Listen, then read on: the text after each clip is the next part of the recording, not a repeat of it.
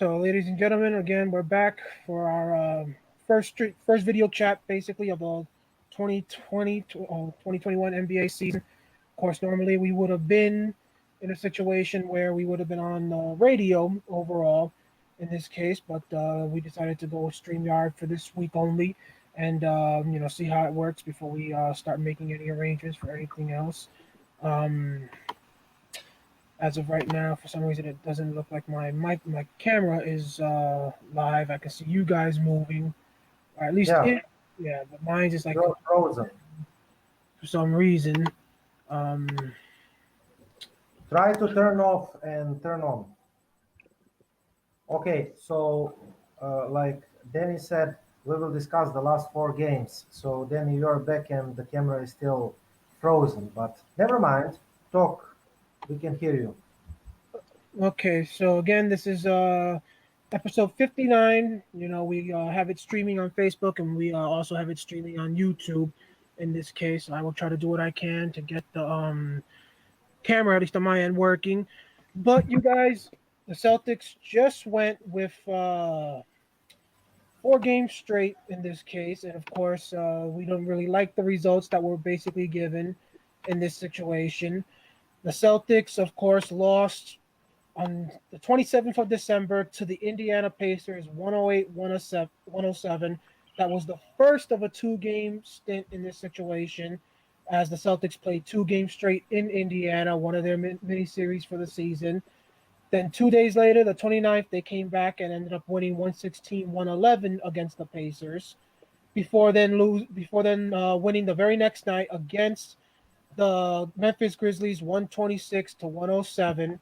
And then, of course, last night was I guess you could say, the worst of them all, Igor, as the Celtics lost to a winless Detroit Pistons team, 96-93, again, giving the Pistons their first win of the season. So the Celtics, Igor, basically are kind of right around the 500 mark overall in this case, 3-3, losing, of course, to the Brooklyn Nets on top of Indiana and Detroit, while also beating the Milwaukee Bucks on opening night, and then, of course, the win against Indiana and the win against Memphis. So, Igor, Kevin, of course, ladies and gentlemen, if you do want to get involved in our conversation in this case, you can comment on the post in the Weebly Green Celtics fan forum or on the Celtics Talk Radio page on Facebook or via YouTube, and we will be able to see your comments, and we might just put your comments up on the video itself. So, Kevin, Igor, what's your initial reactions in this situation to the fact that after 6 games, we're 1-3 in this case? Should I say 3-3? However, we've lost now 2 games. I can pretty much say we should have won against Indiana and the Detroit Pistons. The only loss I can probably say that I got no problem with, of course, is the loss to the Brooklyn Nets. But I think that loss probably means the most, as Brooklyn is the team you're going to have to get by in order to get to the NBA Finals, if it's really going to be a situation like that. So, Igor, what's your thoughts as we start here? First, to say hi to Jared Carson. Jared Carson said, "Wow, I haven't seen Daniel and Igor on the Facebook in years." Yeah, this is actually true, and now you can see Kevin too. you know, we are trying something new here. It's not about the results, okay? Everybody is telling us, the three of us, to Daniel, to Kevin, and me, trying to educate us that the results in the preseason and in the first third of the regular season doesn't matter. Well, thank you, ladies and gentlemen. I have been following NBA more than 30 years, Kevin here 40 plus years, and Daniel 20 plus years. So we know that. Thank you. It's not about the results, it's about the state of the Celtics. You know, we, the three of us, don't like the construction of the team. We don't like the coaching, and we don't like how the team is looking like at the beginning of the season. And to add, our injury report is not good. Now, about the Nets, Daniel, I will mention that we also lost in the preseason. They had horrible loss. Spencer Dinwiddie, their starting shooting guard, is out for the remainder of the season. They may need addition of one more guard, and this is the sad news for the NBA, but it is increasing our chance to defeat them in the playoff series. They may have some addition. We will see. Now, we lost from the Nets both in preseason and both in regular season. Our fans are trying to tell us, like I said, that the preseason doesn't matter. Well, I mean, everything matters. It is not counting in the standings, but it is. I mean, when you have a rivalry, Kevin, when you're playing with your friend in front of your building, you're trying to win, right? You're not trying to lose. So I mean, the Nets had the good start of the season. They fought. They had rough days until since they lost Spencer Dinwiddie, but that's their problems, not our problems. What we saw, Daniel, in Indianapolis, that last attack that we lost, Kevin and I discussed about it.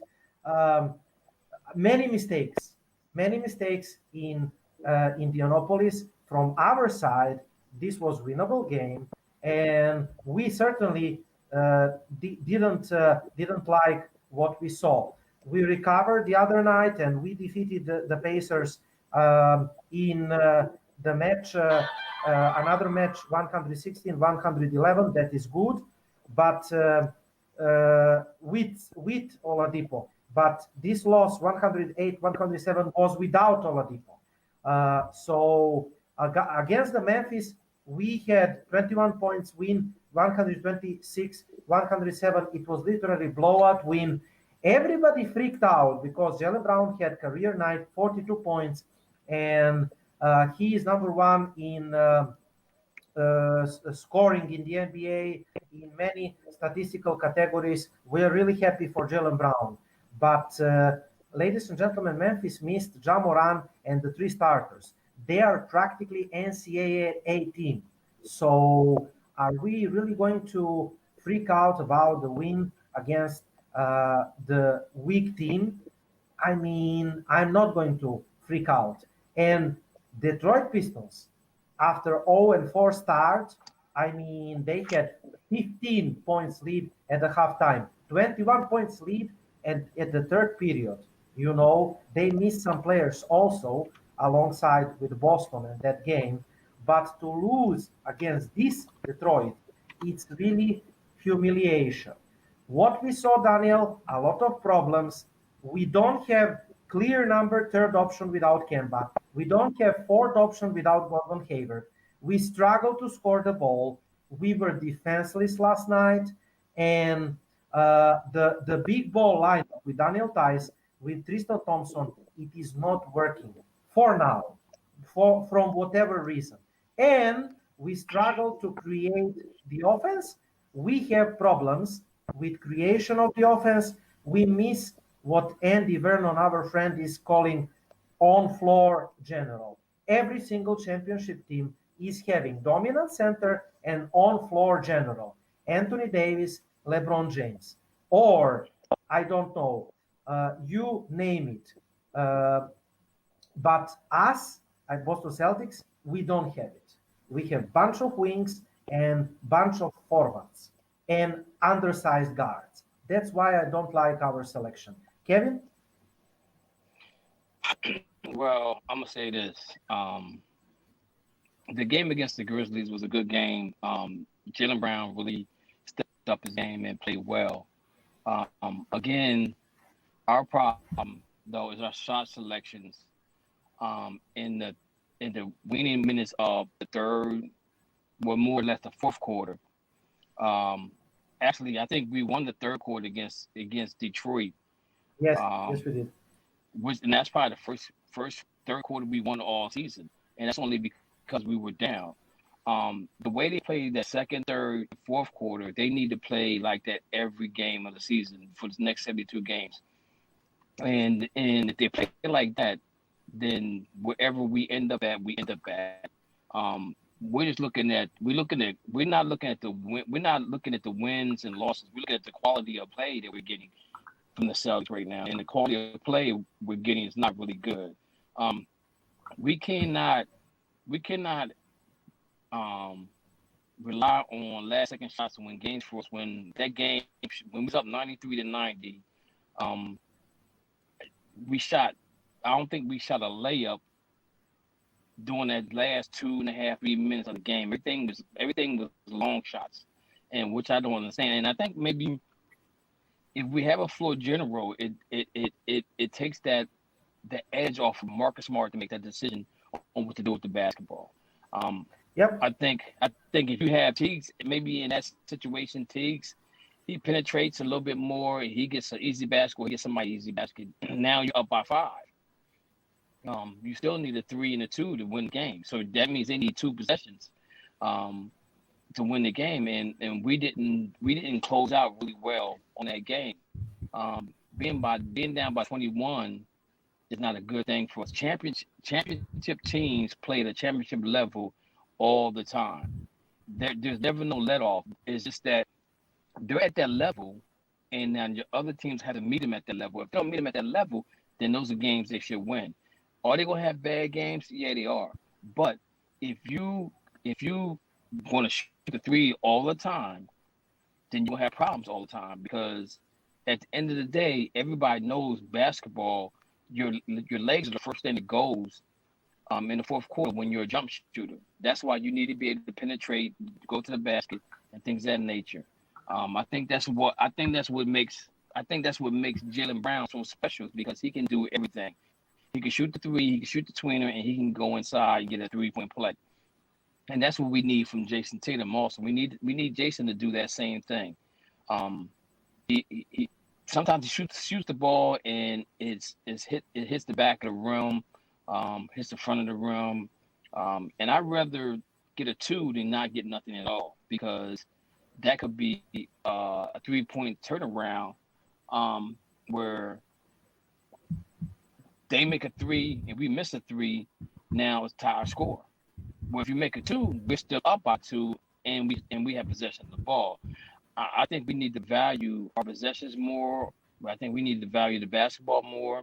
And maybe it's because we don't have Kemba in the lineup as well, that we have all the turnovers, because Marcus Smart is really not a true point guard.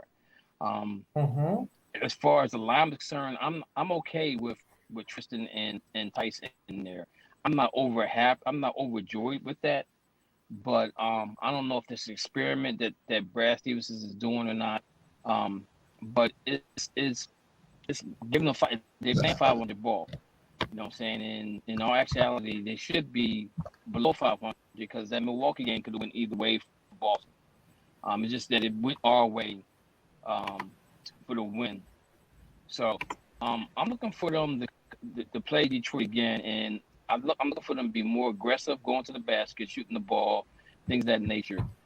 We just have to be more aggressive. We have to be more mindful of the ball. We can't turn the ball over. That's something we cannot do, because that takes away shots from us. And we all know that Brad Stevens said the more shots you take, the more shots you make. You know what I'm saying? He didn't say the quality of the shots. He just said the more shots you get, the more shots you take, the more shots you make. So I'm in the middle row with them right now. I like their defense. The way they came back against Detroit was really good. They just didn't finish the game off. But our fans need to understand something. If they think that this team right here can get into the finals, then something's definitely wrong, because we don't have the 3rd or 4th option on that team, and we need 3 options on that team. And we have Teague that can come off the bench and get us double digits. He can get us between 11 and 13, maybe 17, maybe 20 on a good day. But we are missing Kemba. But still, the only game that we actually should have lost is Brooklyn. The other games, we were in them at the end. We just didn't have the floor general to help us get through those games. So I think maybe if Kemba comes back, it does help. But then you take shots away from Tatum and you take shots away from Jalen. And if Kemba is making shots, then we're okay with that. But if Kemba's missing the shots, then we're not okay with that. And from what we're hearing right now, we don't even know if Kemba's going to be back by mid-January, like they're saying, because now they're saying that it might be a little bit, might be even longer. And I'm gonna be adamant with you guys. Danny Ainge needs to suck it up and his pride side. He needs to go ahead and sign Isaiah Thomas to the team. Cut Art Carson's or Waters and bring him on the team, because you know he can give you 25 to 30 any night coming off the bench, because we need that type of scoring from him. Will it hurt us defensively? It probably will, but his offense will be some. If he scores at a higher rate, that it kind of balances. It might balance itself out. So that's where I'm at with the Celtics right now. Okay, Danny, your observations from Detroit game and overall. Well, obviously, I don't think it was a really good sign for us to lose a game against Detroit. I said that in our group last night, in this case, after the game was over, especially knowing that Detroit was winless going into this game. And it wasn't like they got beat by any of the super teams in the NBA. You know, it wasn't like they, like all four games, went against, let's say, the Lakers, the Clippers, the Nets, you know, and let's say the Bucks. No, you lost to some of the weaker teams in the NBA, like the Atlanta Hawks, for example, you know. And what sign does that show that technically a team like ours that has, in this case, the two best players in that game last night, in Jason Tatum and Jaylen Brown, and yet you still end up losing to a team like that? For one, they came out really, really slow. A part of me actually thinks they might have actually overlooked the Detroit Pistons last night. You know, I said last night in the group, if anybody read the few people that read my post, this kind of reminds me, you guys, of Game 3 in 2008 when the Celtics went at it with the Atlanta Hawks back then. You know, Garnett and them, after winning the first two games, and next thing you know, they go to Atlanta and they got punched in the mouth, as KG said it on the video twice in this case. They probably overlooked the Detroit Pistons yesterday, thinking that, you know, all they had to do, as Doc Rivers would say, is put on our Celtic uniforms and show up at the arena and everything will take care of itself. And, you know, last night, this team, was shown that that's not the way it's going to work in this case. And specifically, with a bench like ours right now, where Kemba Walker, as you guys said, is out, that takes away Marcus Smart from the second unit, which technically leaves you with only two real shooters in that bench, Pritchard and Teague. And if one of those two basically doesn't have the game, you know, going for them to try and lead the bench unit, then the starters are all you really have to actually get the job done.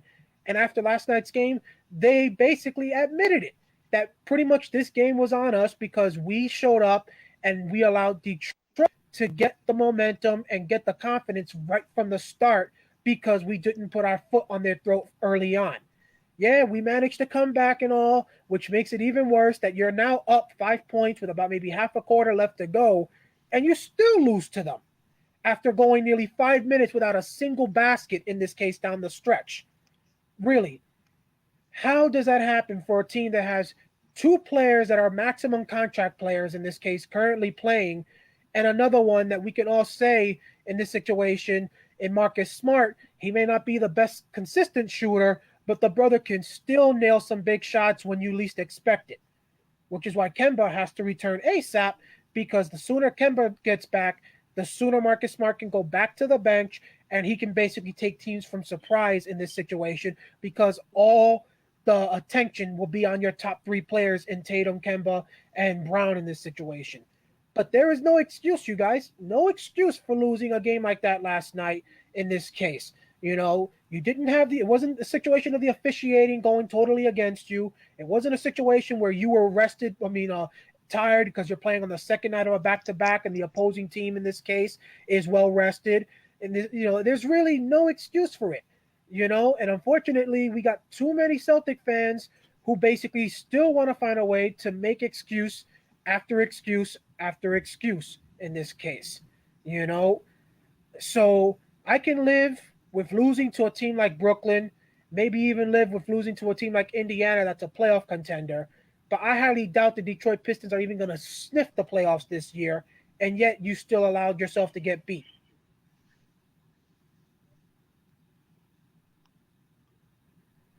And I just read something that Miami Heat are looking to trade for Derrick Rose to come to Miami. So that's gonna make them even powerful because they're struggling right now. Can you imagine him with Miami? Oh my lord, that's that's not a good thing.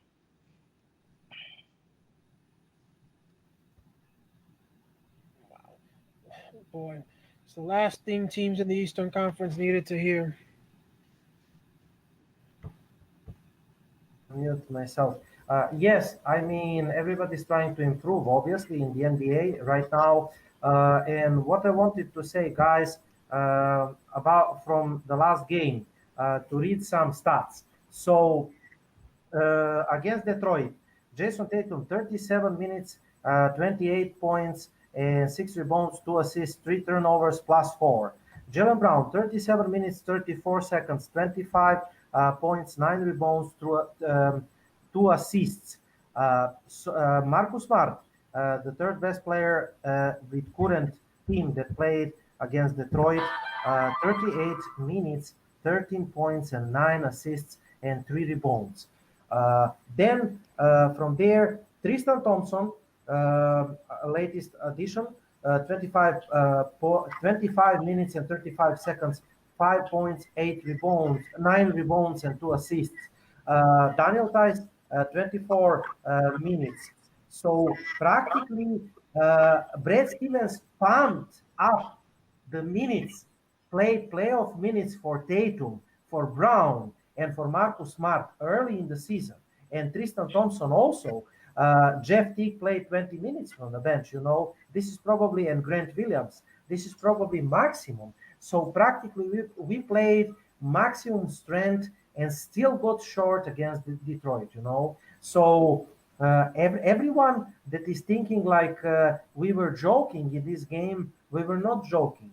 Like Kevin said, we overcome 21 points deficit and then blew it up in the last 4 minutes. So what is the danger of playing Jason Tatum, Marcus Smart, and Jalen Brown early, 37 minutes per game, is that probably you're going to risk injuries of those players. And if you have serious injuries of one of those players, you're absolutely screwed, knowing that we already have injury of Kemba Walker, and we don't know when he's going to be back. At some point, January or February, like Kevin said. And Kevin said, and I will repeat, the things I don't like the pecking order. Last season, everybody in the Celtics organization, media's, fan bases, they were saying we have the 4 players which can score 20 plus points per game. This year, it's not the case.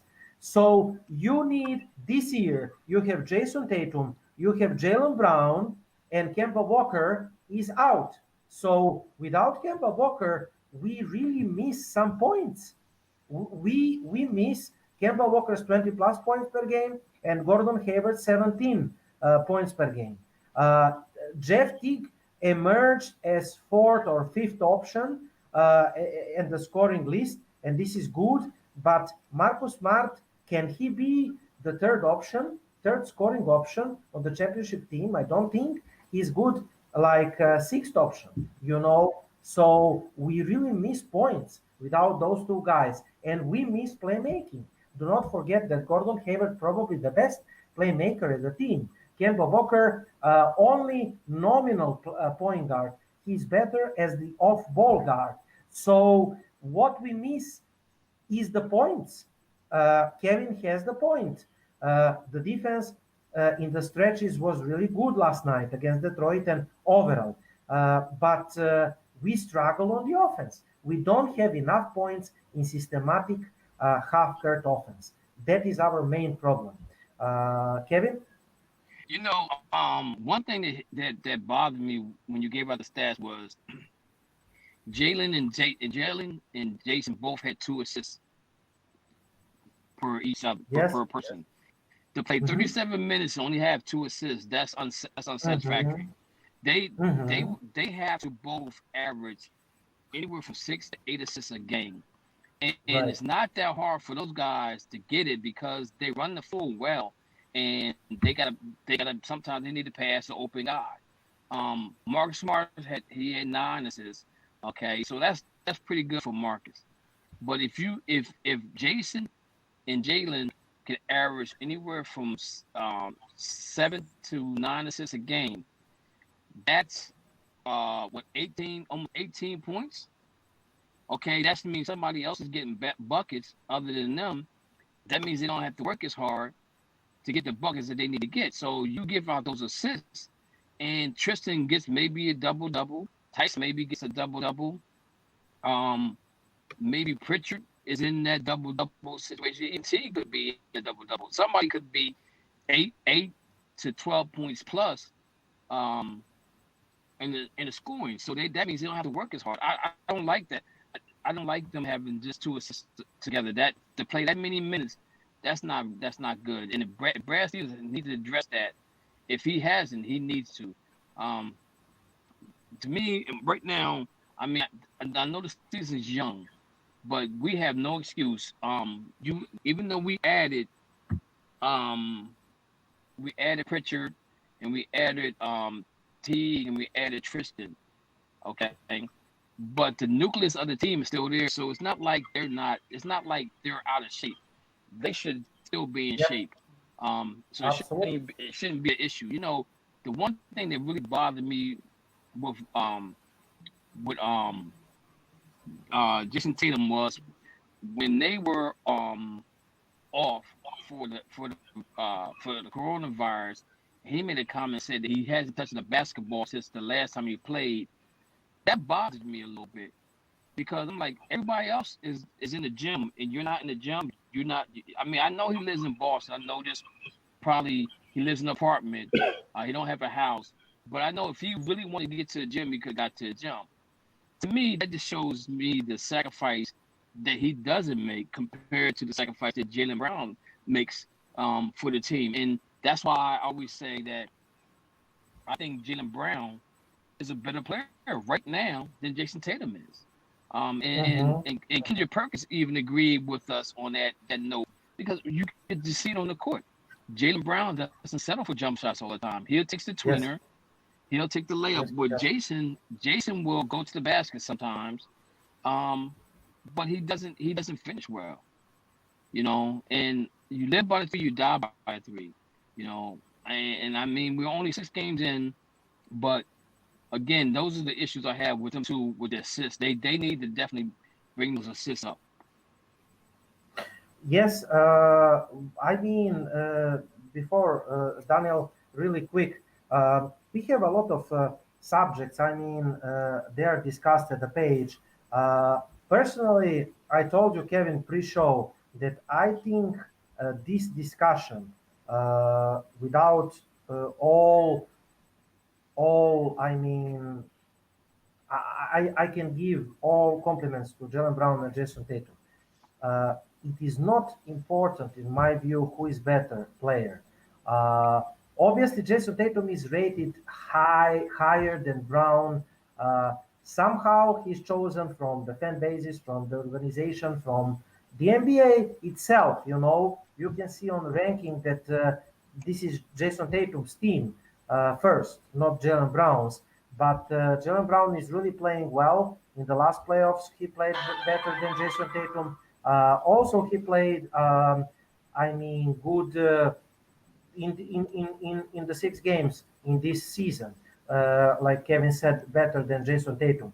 What I think it's important, Daniel, not to comment who is better, but to focus on the team. You know, somehow I think that the media gave the Celtics fans a hook, similar when you give a bone to the dog. So he's amused with the bone and he's not noticing everything, you know. So everybody's focusing on who is better, who scored more, Jason Tatum or Jaylen Brown.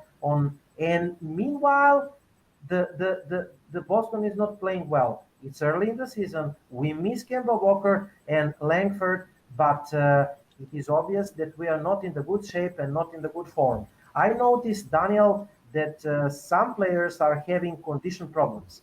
They cannot run 30 plus minutes per game. They cannot play the full strength 30 plus minutes per game. Maybe this will change later in the season in the positive way, but we are not in the good shape and good form, period, and this is not the end of the world. The results are not the most important right now, but the signs that we are seeing are not encouraging, right, Daniel? No, and again, Brad Stevens said it after the game yesterday that, anybody that wants to complain about Marcus Smart's shot at the very end, Marcus Smart, of course, he's been horrendous from the 3-point line to start the season. But really, it was the start of this game that was really the issue. As I mentioned earlier, he said the fact that Marcus Smart didn't actually score that 3-pointer was probably a sign that the basketball gods were telling us we didn't deserve to win, you know. But the problem is, what adjustments are we going to see from this team and from Brad Stevens when it comes to trying to resolve these issues with these guys starting slow? Technically, it feels like almost every game the Celtics have played this season, the first quarter has belonged to the opposite team in this case. If I'm correct, we trailed after one quarter against Milwaukee. We trailed after one quarter against Brooklyn. We're in a bad predicament yesterday going into, I think it was halftime. We were still down by double digits.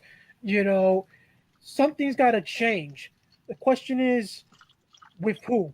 Some people are saying maybe we might want to consider removing Tristan Thompson from the starting lineup and try to get another shooter put into the starting lineup. A part of me kind of thinks I would rather see Daniel Tice get removed than Tristan Thompson, because who is more likely to actually score? Tice trying to be, a decoy beyond the 3-point line, or Tristan Thompson battling down low in this case? And obviously, we've seen in the first few games that Tristan Thompson gets more respect from the officiating than Daniel Tice does, because he's a veteran player. Daniel Tice, despite the fact that he's already been in the league for years, is still kind of treated as a newcomer in this case. You think we're lying? Look at the first two games, Kevin and Igor. Jason Tatum didn't take a single free throw through the first two games against Brooklyn and Milwaukee. Yet the stars on those teams were taking free throws left and right in this case, which lets you know Jason Tatum and Jaylen Brown don't have the same glamour with the NBA officials and the NBA league ownership overall that guys like Kevin Durant, Kyrie Irving, Giannis Antetokounmpo, LeBron, and the rest of them do. So when it comes time to face those teams, you're gonna have to not only beat the talent on those teams overall, you gotta beat the officiating also. And there ain't no way you're gonna be able to do it with just two guys in this case. I agree with you, Igor. Jaylen Brown to start the season is the top player on this team. He's been more consistent overall than we've seen Jason Tatum in this case to start the season.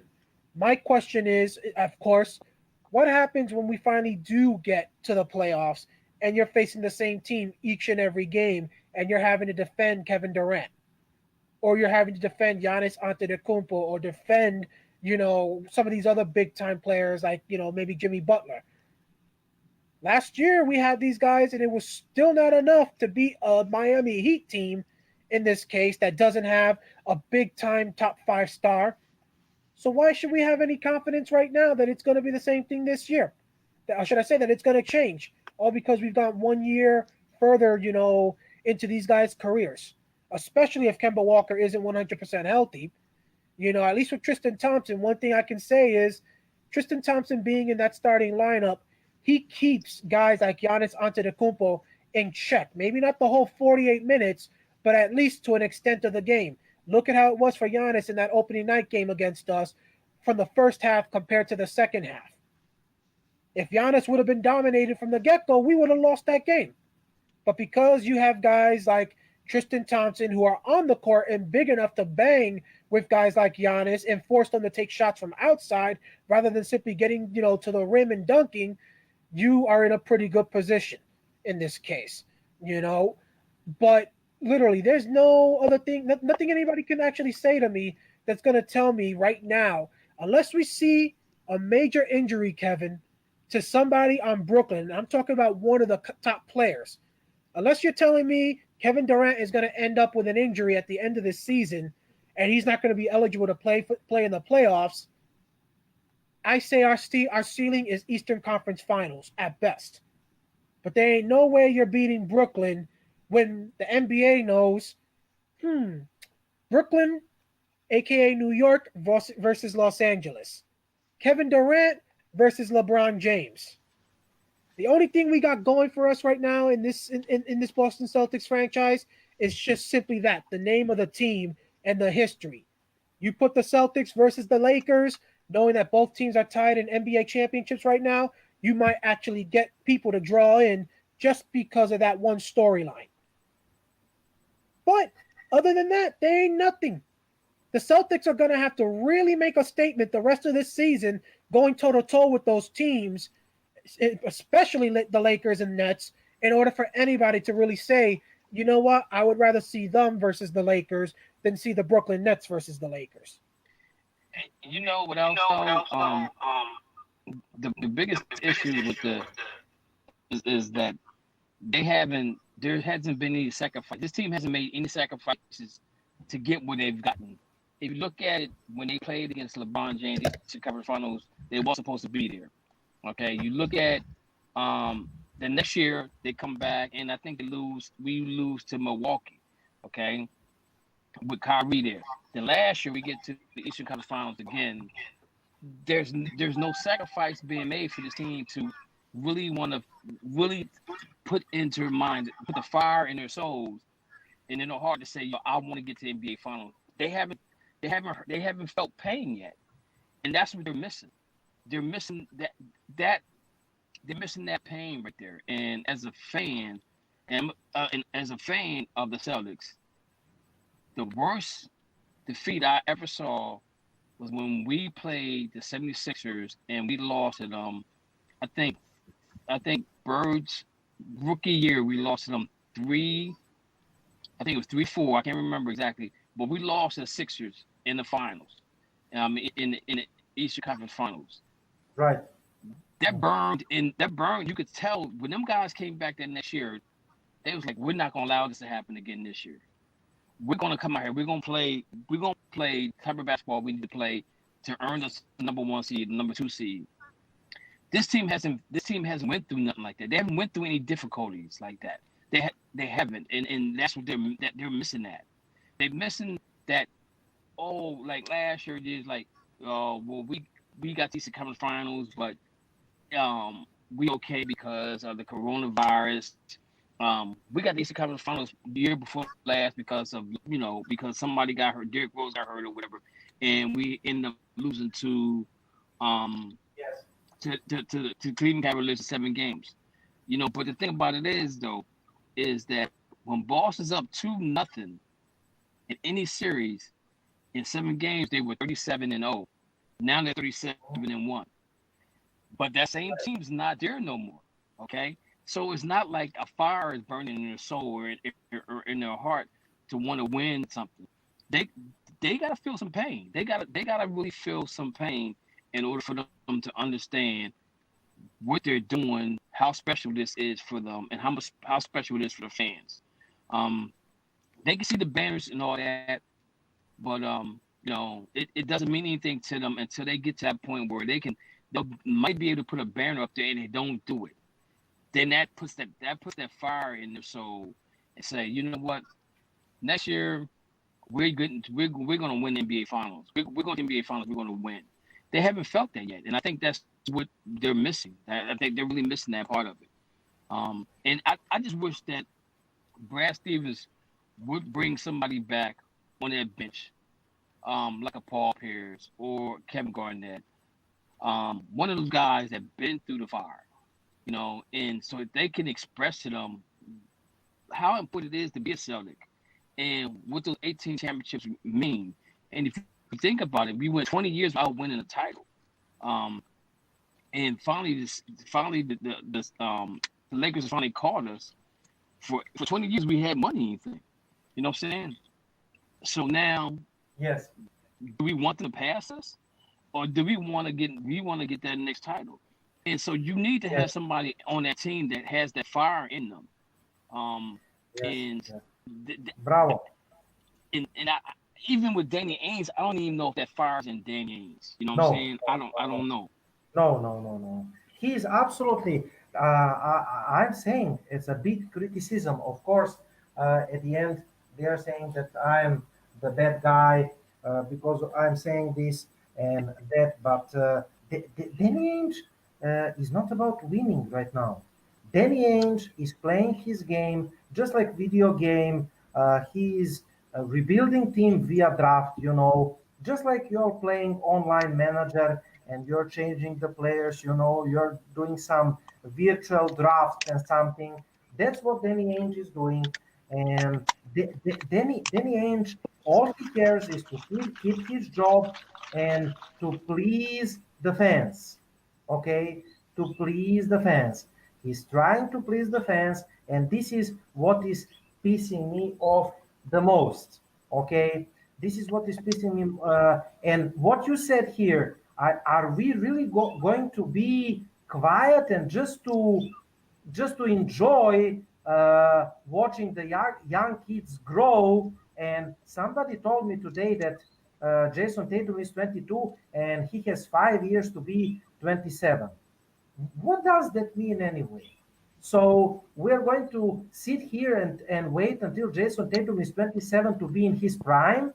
And meanwhile, the Lakers will win like 3 more titles and we will pretend everything is okay because we are waiting Jason Tatum and Jalen Brown to be in their prime. This is the most ridiculous way of thinking that I can imagine. This is same. I made comparison, Kevin and Danny, like the scene from Titanic. The ship is sinking, okay, and the orchestra, they are singing. The water is going down to their knees, and they are singing and dancing out of joy.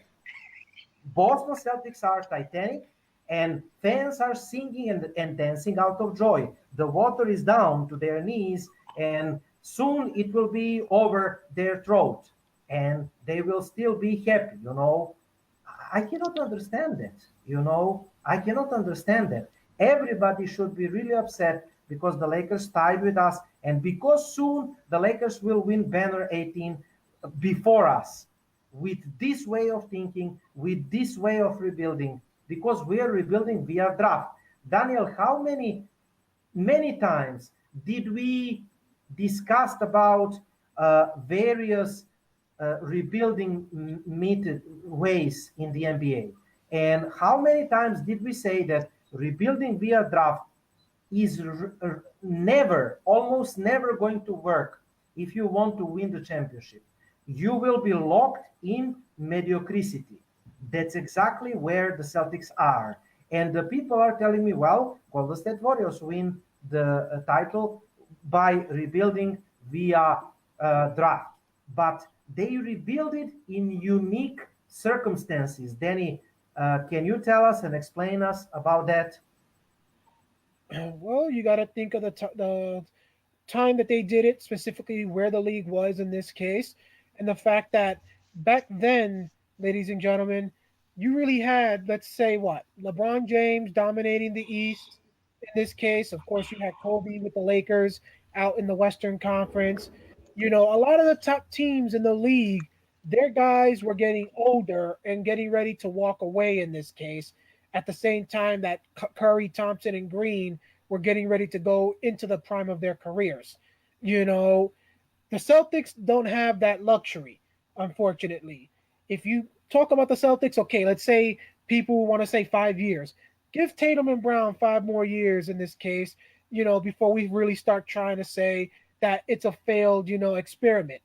Well, who is going to be the top players still in the league at that time? Think about it. We may be able to say LeBron will be gone by that time. At least we all hope in this situation. But literally, you're still going to have Kevin Durant. You're still going to have Giannis. You're still going to have guys like James Harden, Kawhi Leonard, Paul George, Butler, all these guys who basically are younger than LeBron, but a few years older in this case than Tatum and Brown. And if you don't have one of those guys on your team in this situation, who do you think's going to get the benefit of the officiating and benefit from the league as the ones to say, okay, let's put them over there? And more importantly, Igor, the market in this situation. Boston is not a big time market. The closest you get players wanting to come this direction in the Northeast is New York, because you got to think of the money, the extra money that you could end up making on the side during your off time, during the off season, because you literally live in a specific city. That's why New York, that's why Los Angeles and Miami all get the benefits when it comes to the players saying, I'll go there or I'll go there. Boston, literally, Igor, tell me, other than Kemba Walker and Gordon Hayward, which we all know in this situation with Hayward, the Celtics had an inside advantage thanks to the fact that Brad Stevens is the head coach. Yes. But literally, Kemba Walker is the only real-time big free agent during this time that Danny Ainge has managed to get. Okay, I'll Horford, but I totally agree with you. Second or the third tier free agents. Exactly. He's never gotten a big time top 5, top 10 type player to come over here. In this case, via free agency. Via trade, obviously that's different because you would have to put Kevin Garnett in that title because he was one of the top players in the league at the time that we got him in this case. But right now, we know who the top 10 in the NBA pretty much are, depending on who you took. At least we can say it like this. Let them talk about the top 5, top 6, and it's almost the exact same match for each and every fan out there. The moment you go beyond the 6, then maybe you can have a few differences, and maybe you might have a difference, in terms of order in this case. Some players want to put Giannis at number 1 as the best player. Others put LeBron. Others put Kawhi. But you're still going to have those guys pretty much in the top 5, top 6. Right now, you look at the Celtics, who's in the top 10? No one. Nobody. Maybe top 15, top 20, depending again on what type of fan you're talking to. But you're not in the top 10. And history has shown us you need a top 10 player in order to actually win the NBA championship, thanks to how everything works in the NBA. Top 5. The Lakers had Kobe, which is why he won several championships with that team, even after Shaquille O'Neal left in this case. And many would make the argument, once Shaq left, Kobe Bryant was the top player on the Lakers. And then, of course, once Shaq left completely, who was next? The next best player was Kobe. LeBron comes in, and now you got to debate LeBron or Kobe. Which one are you going to give that title to?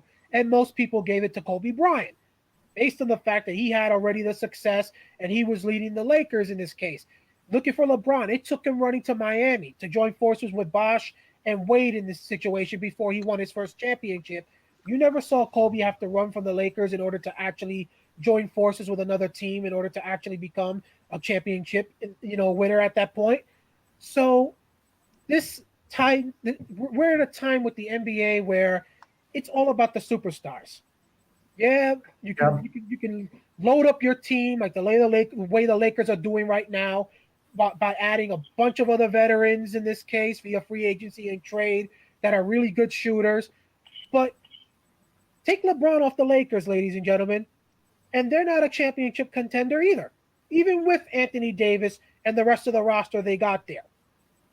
LeBron James is what makes the team a championship contender. Same thing with Kawhi Leonard and the Clippers. Take Kawhi Leonard away from the Clippers, and nobody is even thinking they got a shot of winning a championship. Maybe a decent, a playoff team, but no championship contender. Take Harden away from the Rockets in this case. Take Kevin Durant away from Brooklyn. And I don't think anybody thinks Brooklyn is a championship contender, even with Kyrie Irving. So it's those players you need in order for people to really take you seriously as an NBA championship contender. And unfortunately, Tatum and Brown are several years. Neither me nor Kevin nor Igor are saying they'll never make it to that level. We're just saying it's not going to happen anytime soon with the way the NBA's current, stratosphere in terms of the best players in the league is currently shaping up. You lose LeBron James, and who takes over at that spot after that? Are you going to give it to Tatum to go into top 5? Do you give it to Jimmy Butler at that point? Do you give it to Ben Simmons? It's just too many players ahead of them at this point, you guys, to really say once they're in their prime, it's a guarantee the Celtics will be the best team in the Eastern Conference or in the NBA in general. Unfortunately, but fans want to accept it, Igor. Fans want to accept that decision in this case. So fine, we'll wait in this situation. But at some point, if it doesn't end up happening and you don't get the results you wanted because you wanted to treat these guys like they're somebody sent from the heaven above in this case, and so technically they're untouchable, then don't cry if you don't get the results in the end in this situation. And especially don't cry when other people say to you, we told you so. And you know what else too? You have to look at it like this. When I was younger and Celtics fan, and you had Danny Ainge, you had Dennis Johnson, you had Larry Bird, you had Kevin McHale, you had Roy Parrish. Out of those 5 players, Larry Bird, Kevin McHale probably could start on any team in the NBA. Okay, you look at the 76ers, they had Moses Malone, Dr. J, Maurice Cheeks, Andrew Toney, and Caldwell Jones. Out of that team, you might have had 2 players that could play for any team, could start on any team in the NBA. Boston doesn't have that with Jason Tatum and Jaylen Brown right now. They can't go to every team in the NBA and be a starter. That's why you can't put them in the superstar stratosphere right now because they're not there yet. Are they gonna get there? I will believe so. They're gonna get there. But they're not there. They're not there right now. And that's how you can determine how good a player is when you look at a player and say, yo, he can go to any team and start. You know what I'm saying? If he's that good, he's considered a superstar. You know what I'm saying? Yep. So, but we don't have that. We don't have that with Jalen and Jason. There are some teams they can go to and start, but not every team. I need to explain that. We need to explain that. First of all, one note for the Celtics fan, something that I wrote at our page, and this is from ESPN. This is not, can you hear me? Yep. So this is from ESPN.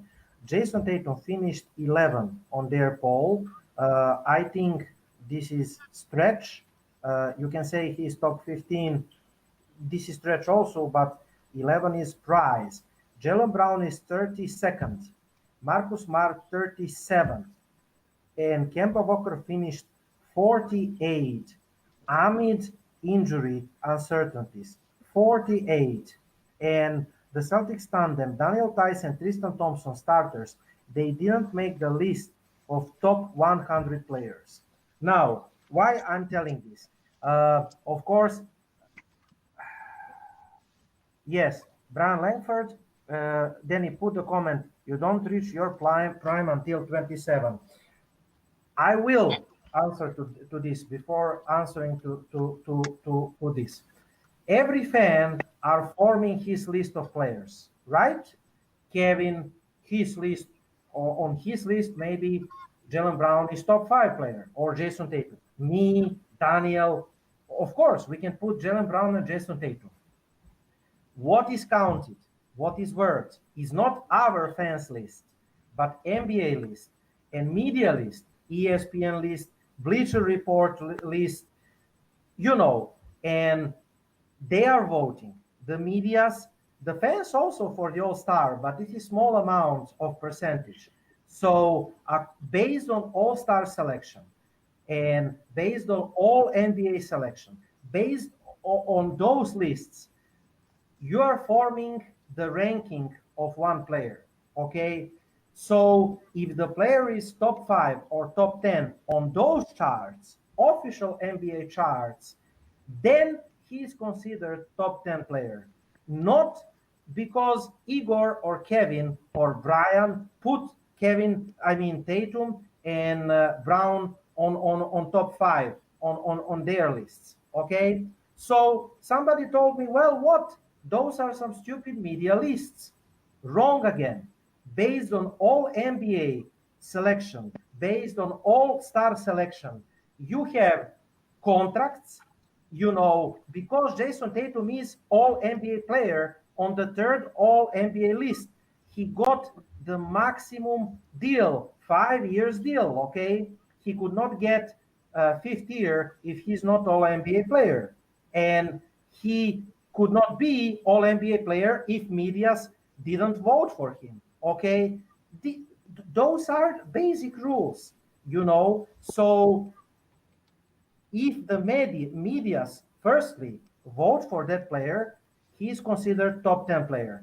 If he is top 10 player, then he had sponsorship deals, then he got higher contracts, and then finally, like Danny said, he has the officiating on his side in the playoffs. And this is what is making the superstar. Okay, Jason Tatum and Jaylen Brown are not there yet. Brian Langford is totally right. Usually, you're not considered 27. You're not getting your prime until you're 27.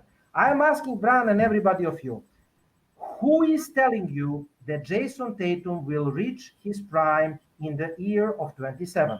Unless you have some crystal ball. I don't have. Who is guarantee you that Jason Tatum and Jaylen Brown will be superstars and on the prime in year 27? And the second thing, who is guarantee you that Jason Tatum and Jaylen Brown will be in Boston when they are 27? Exactly. Who is guarantee you? Do you have crystal ball? I don't. Who is guarantee you that Jason Tatum will not require the trade in the year 4 of his contract if Danny Ainge continue to play his draft game? Who is guarantee you? Who guarantee you that they will not get injured? For example, God save them from any injury and any player. You cannot think that way. I will wait 5 more years, and I don't care if the Lakers win 5 more titles, and I will wait until Jason Tatum get into top 5. What if Jason Tatum and Jaylen Brown never get into the top 5 list? Not our list, but official NBA lists. What then we will do? We will waste our time, right? We will destroy our franchise. For what? Because of some fans' stupidity. I don't have the other answer. Danny? Well, again, Igor, that's one thing fans can't guarantee that it's going to be that our guys will actually stay with us beyond, their year. Part of me always worries. I could say like this: I got more confidence, you two, in Jaylen Brown staying with this team than I do Jason Tatum. I agree. Because again, I agree. You can't go the route of underestimating how much being a fan of a specific player growing up and calling that player that your hero plays on a player's mind when you got the opportunity to possibly join the franchise that player is playing for or was playing for. With as Celtic fans, we got to give Kobe Bryant all the respect and credit for what he did during his lifetime, his career, and all of that. And of course, he's played a major role in Jason Tatum being the player he is right now by training him. But let's just say in a few years, when Tatum's contract does end in this situation, let's say LeBron James is no longer around in LA and they got a max contract, a max contract. As I mentioned earlier, the chance to make money in other ways other than just NBA competition while playing in Los Angeles almost negates you to the advantage the Celtics would have when it comes to being able to give him the most money available, because again, we're looking at what, maybe let's say $50 million extra the Celtics can give him with maybe a 5th year. Let's just say that's the case. Right. But what makes you think? Look at LeBron. He's playing in LA now, and already they got him making movies and all of that in this situation.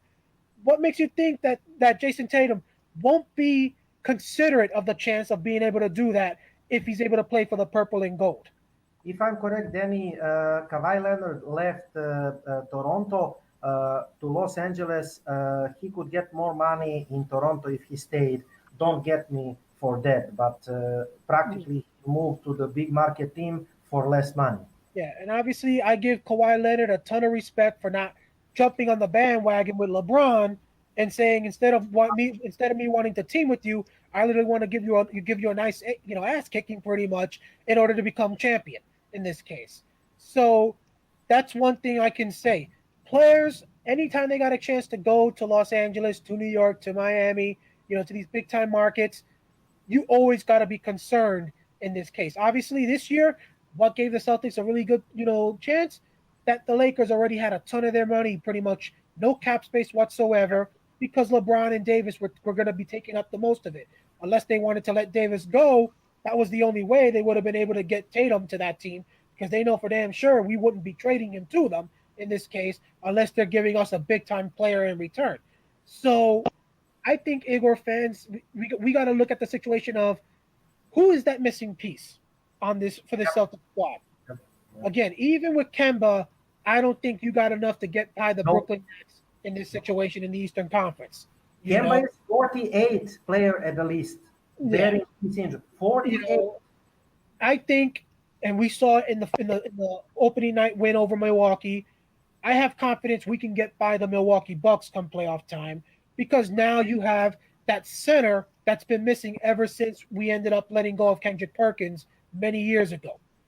Right. Now you got Tristan Thompson, which gives you kind of like a twin tower type situation to go toe to toe with the twin towers they got in Milwaukee. Of course, you got other teams like the Lakers who try to get two 7-footers available on their team while also having LeBron pretty much. But with Tristan Thompson there, I don't think it's going to be a major situation going toe to toe with the Milwaukee Bucks anymore. I believe in this situation that this year, if Kemba Walker is healthy, you will get past the Milwaukee Bucks. I mean, the Miami Heat now in this case, especially if we can get what we need from Teague and Marcus Smart, and if Pritchard continues to develop this season, nailing the 3-pointers in this case the way he's going. But Brooklyn is that one team in this situation that we all got to be concerned about in this case. Can we trust right now anybody that's watching us live right now, anybody in our group, anybody that wants to come on the radio show throughout the year, can you trust Jason Tatum to basically do a Paul Pierce style type performance going toe to toe with Kevin Durant? Think Game 7, 2008 against LeBron. 45 points LeBron, 41 points for Paul Pierce, which was enough to make it where the rest of the Celtics were able to get the job done to basically make the difference. Are you going to be able to guarantee me that if Durant scores 45 in one of those games come playoff time, that Tatum or Brown is going to match him point for point, or at least make it where it's only maybe a 2-possession difference in this case? As of right now, we saw in that game against Brooklyn on Christmas Day, Igor, and even during the preseason game, Kevin Durant and Kyrie Irving are already in a zone that Jason Tatum and Jaylen Brown currently are in. Yes, sir. And the season just started. So if we can't get that, which is why I say, Igor, unless Danny Ainge, and I hope Danny Ainge is listening, unless you feel you got a really great potential to get a big time star with the full trade exception that you got in exchange for getting rid of Hayward, come the offseason, I say you use it now and get somebody to join that starting lineup. Right. In this case. Somebody asked about the traded player exception. I agree with you that he should use it now or, in this season, but I'm afraid that Danny Ainge will wait off season to do it. If he uses it at all, I have that feeling. What do you say, Kevin? Unless he's going to get multiple players, I'm okay with it. If he's going to get one player, I don't know who that one player is. That we can bring in with that trade exception to put us over the hump. I just don't see he's not out there, and if he's out there, he's not up for trade. Only one comes to mind is James Harden, and we know we know where the team stands with James Harden at right now. It's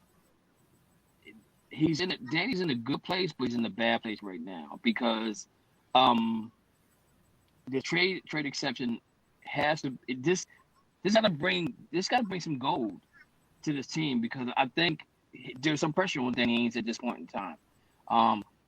Because we can't wait till he turns 27 years old. I'm sorry, that's not going to happen. And I don't know. I would love to find out where that come from. 28, 27 years old. Because if you look at the players that's coming to the NBA now, they're coming to the NBA at 19 and 20 years old. And at 27, they reached their peak and they're going downhill from there on. If you look at the Golden State Warriors, for example, those guys are in their late 20s and the early 30s, and their window's already closing. You know what I'm saying? So unless somebody great comes to them, and I tell you what, I do like Wiseman. I think he's going to be really good for that team. But you got to develop him. You know what I'm saying? So that's another maybe 1 or 2 years away from the type of player they need him to be. Do they have a window for that? You know what I'm saying?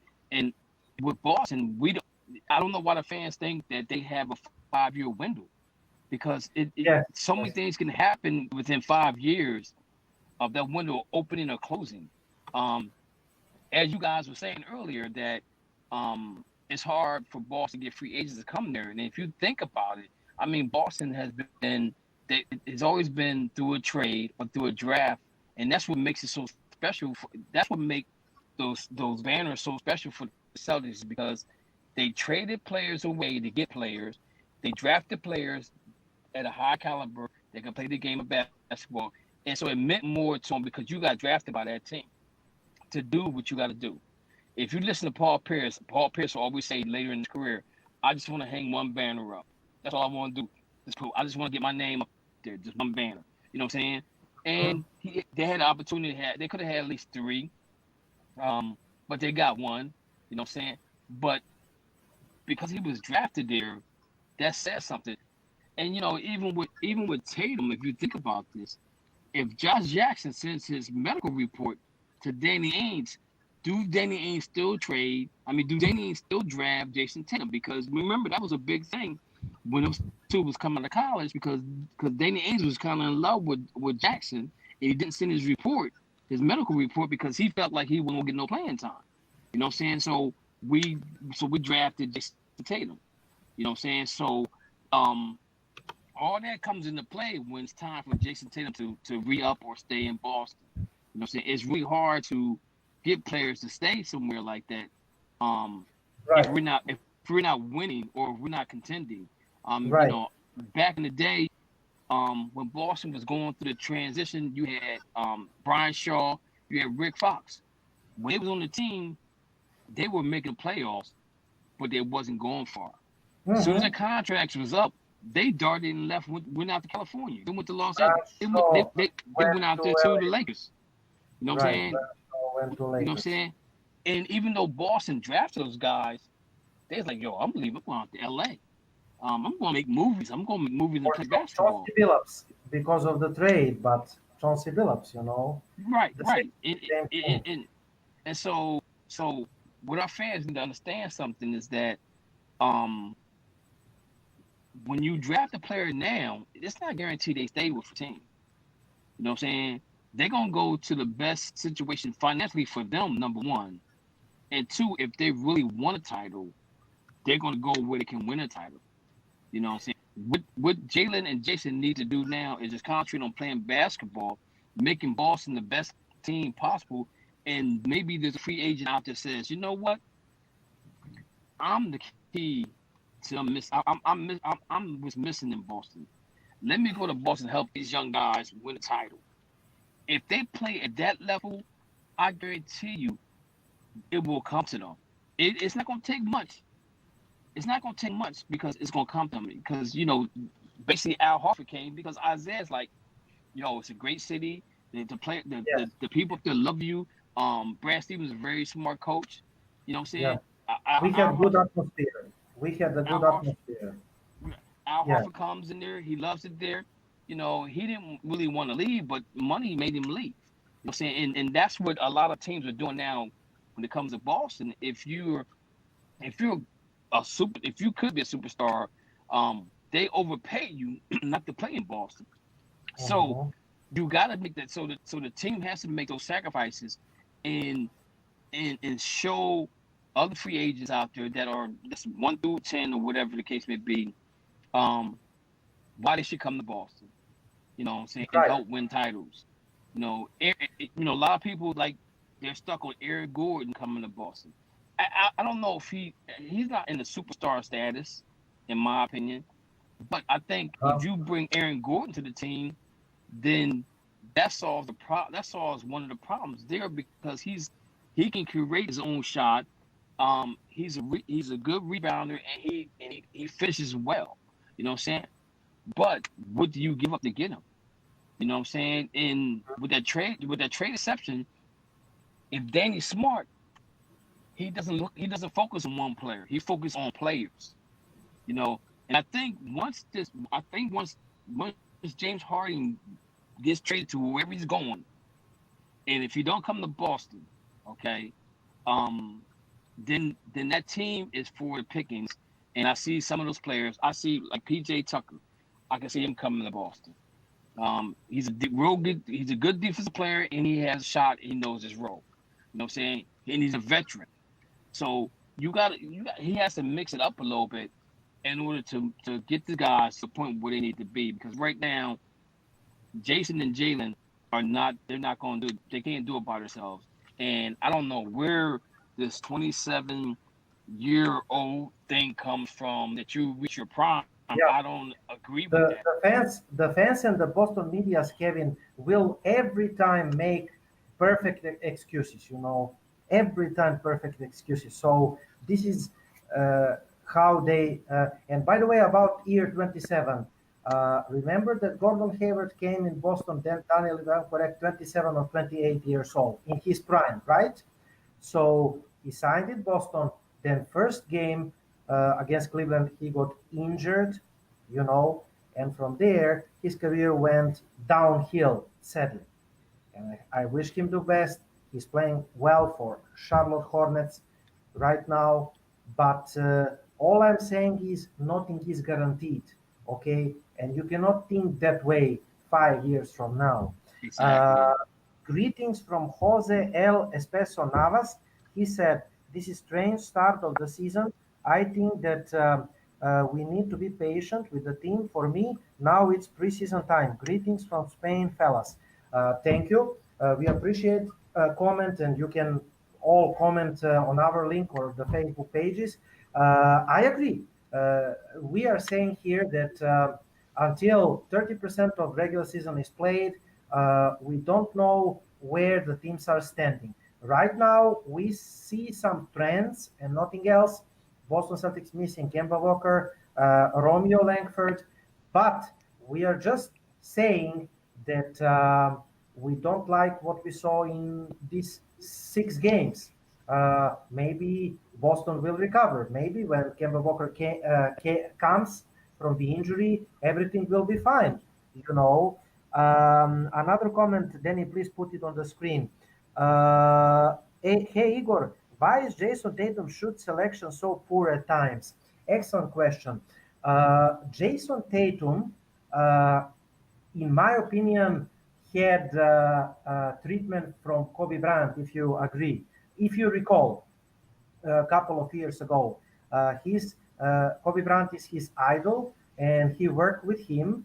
And I think that Kobe learned Jason a couple of tricks, and I think that Jason Tatum fell in love with inefficient, hard jumpers, mid-range jumpers for 2, some fadeaways, some turnaround jumpers that Kobe Bryant hit in the high range, but it was Kobe Bryant, And right now, I think that Jason Tatum is shooting too much threes, and he's trying it even over the players. He hit that big 3 over Giannis Antetokounmpo, and it was great clutch shoot. We will give him, Jason Tatum, the credit, but again, my objection to Jason Tatum's game is that he's not driving to the hoop. every single superstar and or top 10 player or top 5 scorer in the NBA, including Jaylen Brown, he's going to the hoop. He's driving to the hoop because what are the two most efficient shoots? This is the layup from restricted area, and this is, the free throw. So if you are generating the free throws, or if you are going to the layup, if you're good in driving the contact in the restricted area and finishing through the contact, you're going to be an efficient player, because even if you're not shooting well from the outside, you will be able to score inside in the paint. Unfortunately, Jason Tatum is not good. His worst area is scoring from the restricted area and throughout the contract. This is something that he needs to work on more, and he needs to generate 10 to 15 points per game through the free throws, and he needs to shoot contested threes and out of the break threes, when he's open, I don't have any problems, shoot the three every single time. But Jaylen Brown, he has better inside game, and Kevin is right in that area. Jason Tatum is better as a playmaker, as a pick and roll ball handler, but Jaylen Brown, he's finishing through the contract and he's driving to the hoop. This is something that Jason Tatum needs to do more. I think that, again, he needs to stop imitating Kobe Bryant, and he needs to find the most efficient shoot. I think that this will come with year. Daniel, do you have something to add about Jason Tatum shoot selection?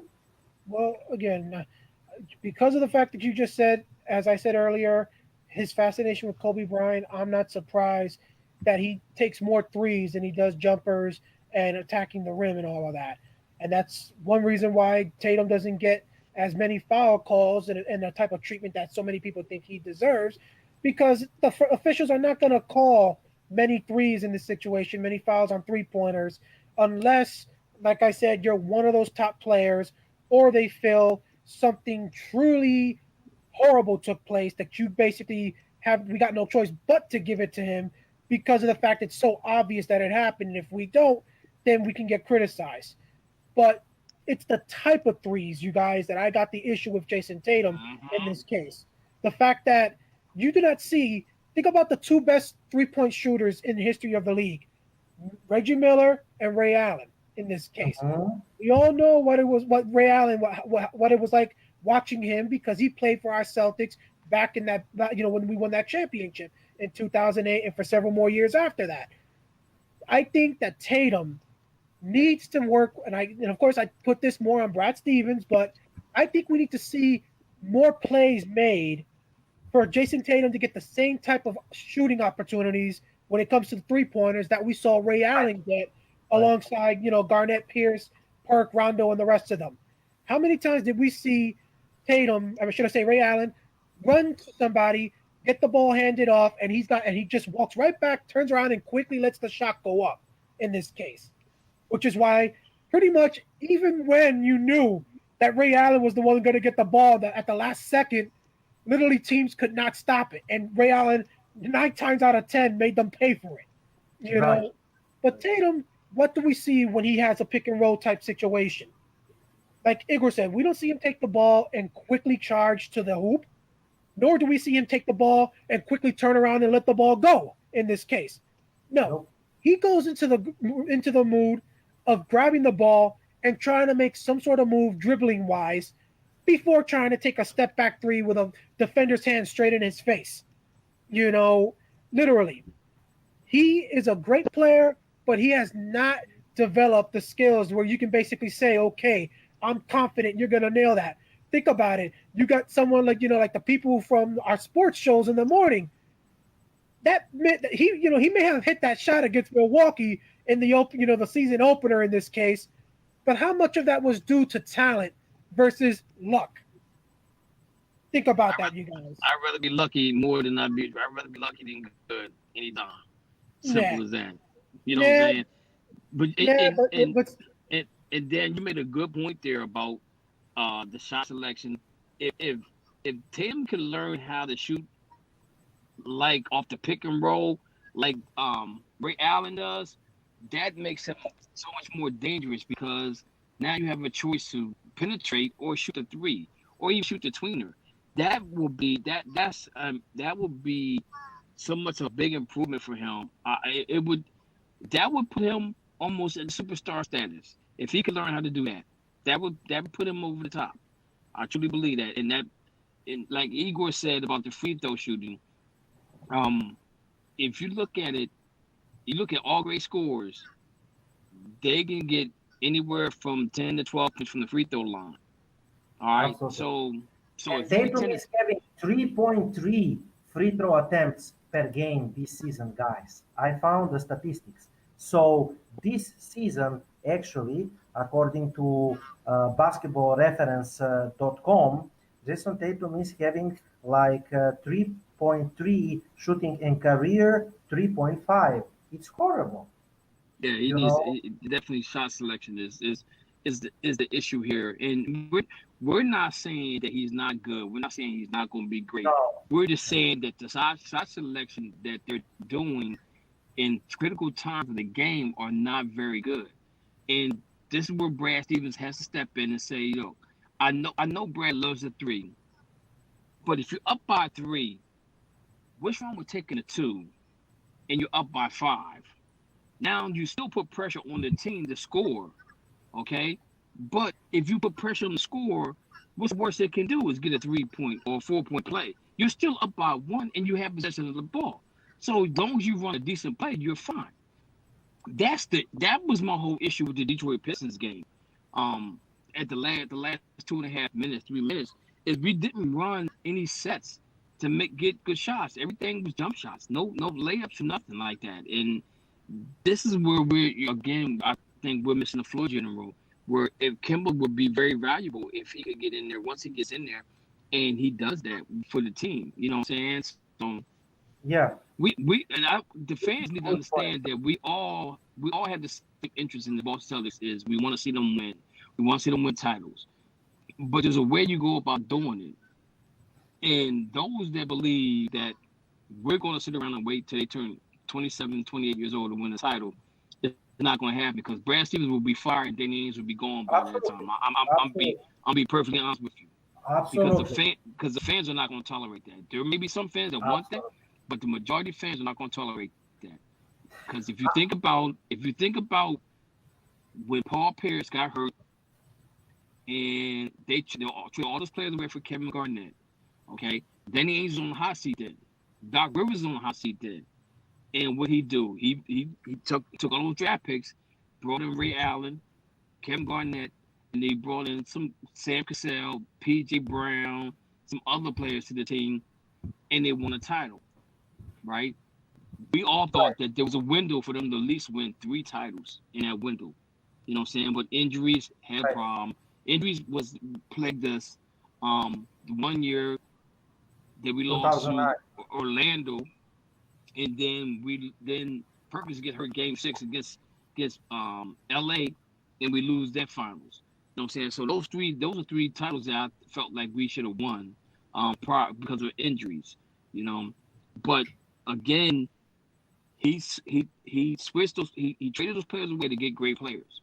Now, who are those great players? Who are those great players right now that he can go and get to help secure this team a title within the next 2 to 3 years? I don't really see anybody out there right now.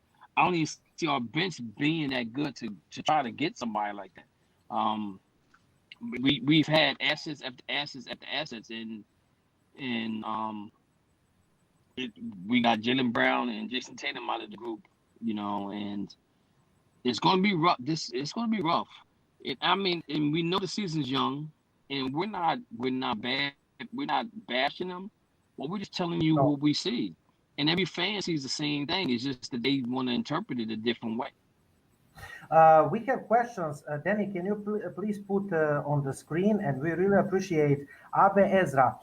Can I ask the question? Anytime, if we did IT signing again, and it is the big boost from our team, especially on the bench, Kevin said it is, and I agree. If he's healthy, he can really boost the bench scoring at least 10 to 12 points per game. It will hurt the minutes of Jeff Teague, Pritchard, Walker, and Smart. What are your thoughts? Let me start. The good question, and Abe really appreciate. First of all, we really need the boost from the bench, especially without Kemba Walker. We are thin in the guard positions. You see that Marcus Smart, he's playing the point guard, and without Kemba Walker. And by the way, Kevin, a great point. Why we miss Kemba Walker? Tatum miss Kemba Walker also because without Kemba Walker, we don't have scoring threats, and the defense is they can clog Jason Tatum. They can blitz him. They can trap him with the ball, and Exactly. he doesn't have the opportunity to score. When you have Walker, he's passing the ball to Walker, and Walker will score. So they cannot double team Jason Tatum and Jaylen Brown when Kemba Walker is here. Now, it will hurt minutes of Jeff. It will hurt minutes primarily to Peyton Pritchard. Marcus Smart will have his minutes. Kemba Walker will have his minutes. Kemba Walker is a smarter. Marcus Smart depends on the lineup. We will see. Jeff Teague is the bench guy, and he will stay the bench guy. Isaiah Thomas can play shooting guard. Isaiah Thomas can play alongside Jeff Teague, and Peyton Pritchard minutes will be cut. But again, it's all about, do you want to win now or do you want to develop guys? If you want to win now, you're getting veterans from the bench. If you don't want to win now, then play Peyton Pritchard, Aaron Naismith, Carson Edwards, but do not expect results. It is not going the both ways. And about the bench, one more thing, Abe,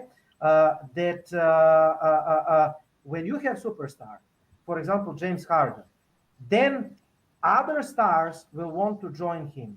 Then when the players, free agents, when they see the three stars in one team, they will sign in this team as a free agents for the veteran minimum. So when you have superstar, you will have the bench for veteran minimum. That is how the things are going in the NBA. We don't have superstars, so we don't have bench. Very simple. Another question from Isaiah Chisco. Again, thanks, Danny. I have one more question to ask. This may be a stupid question. Do you think Brad Stevens' three-point heavy style on the offense is one of the biggest issues with the team overall? Yeah, I do. I think that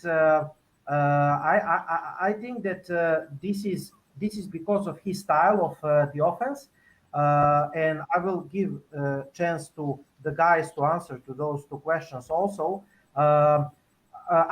Stevens is applying small ball lineup. This is what I don't like to him. We are trying to copy paste Golden State Warriors from the glory days. Okay, and Golden State Warriors, they are having the center that Kevin mentioned. They are not playing that style anymore. Kevin Durant is not there. Thompson is hurt. Curry is there. He's struggling a little. They're developing the center. And Golden State, they're not playing small ball anymore. And we are trying to apply that the full time. We are trying to play the big ball with Thompson and Tice, but the problem is neither Thompson nor Tice, they are not the true power forward. So we don't have the floor spacing, So we are too predictable in the offense. And neither Thompson, neither Tice, they are good pick and roll rollers, pick and roll target. So we are struggling in the offense with the two of them. About Brad Stevens' fascination with the three ball, again, you must have the both sides of the offense. You must have inside threat and you must have outside threat. Of course, NBA relying on the outside shooting, yes, but you cannot win the title with shooting the threes. Look what D'Antoni did in Houston. Did he win something? No. This guy even didn't practice the defense. So you must play the defense, you must play the offense, but you must have the team balance. Your offense cannot rely on the outside shooting. we don't have the balance because we don't have inside scoring threat. We don't have Al Horford anymore, and we need absolutely the inside threat. You're totally right, Isaiah. Daniel, do you want to answer first, Abe, about the bench? Well, again, getting Isaiah Thomas, in my opinion, would be something that could be beneficial. For one, not even Danny Ainge or Brad Stevens can basically guarantee us that Kemba Walker is going to be able to go the distance this season with that knee injury. After the time he had off in this case during the off season, the amount of time he had off, last season due to the break and all of that, that knee still hasn't gotten back to normal.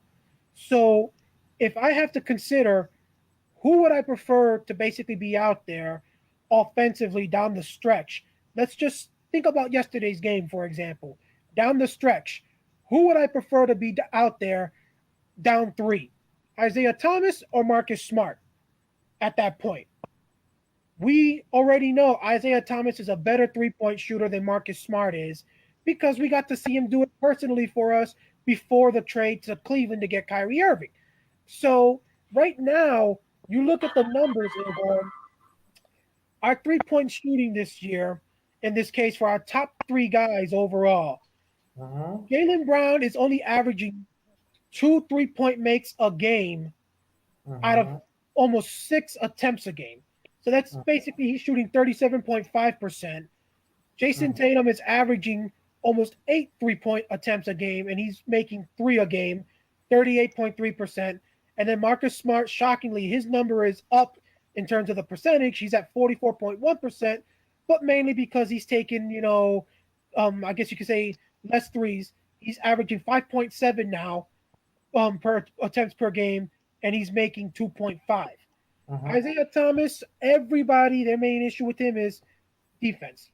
I don't like the brothers' defense, and it's understandable. Thomas is a pretty small guy overall, but right now, you put Isaiah Thomas in there to basically replace Marcus Smart and, of course, replace Kemba Walker during this period. If you're gonna go with the duo of Tristan Thompson and Daniel Tice, Isaiah Thomas easily makes us with a third legit threat in terms of offensive scoring, which eases the defense you're going to see put on Tatum and Brown. What's one of the top reasons why teams are able to double team these guys when they get the ball? Because nobody bothers to guard Daniel Tice. Nobody bothers to guard Marcus Smart unless he's showing that he's already on fire from beyond the 3-point line. And then Tristan Thompson, obviously, he's somebody that's a down low player. So if I got to choose Daniel Tice or Jason Tatum taking the three-pointer, obviously I'm going to choose Tice at this point. Jaylen Brown versus Marcus Smart. I'm going to prefer Marcus Smart. So even if Isaiah Thomas comes and he doesn't basically, let's say, get to start the game because Kemba Walker returns at that point, you have the potential where now you could give Kemba, Smart, and Jaylen Brown all a break at some point because now you got 2 offensive players that can basically take Tatum and Brown's spot in the as backups, and then you got someone like Marcus Smart who could easily take Kemba Walker's spot at that point.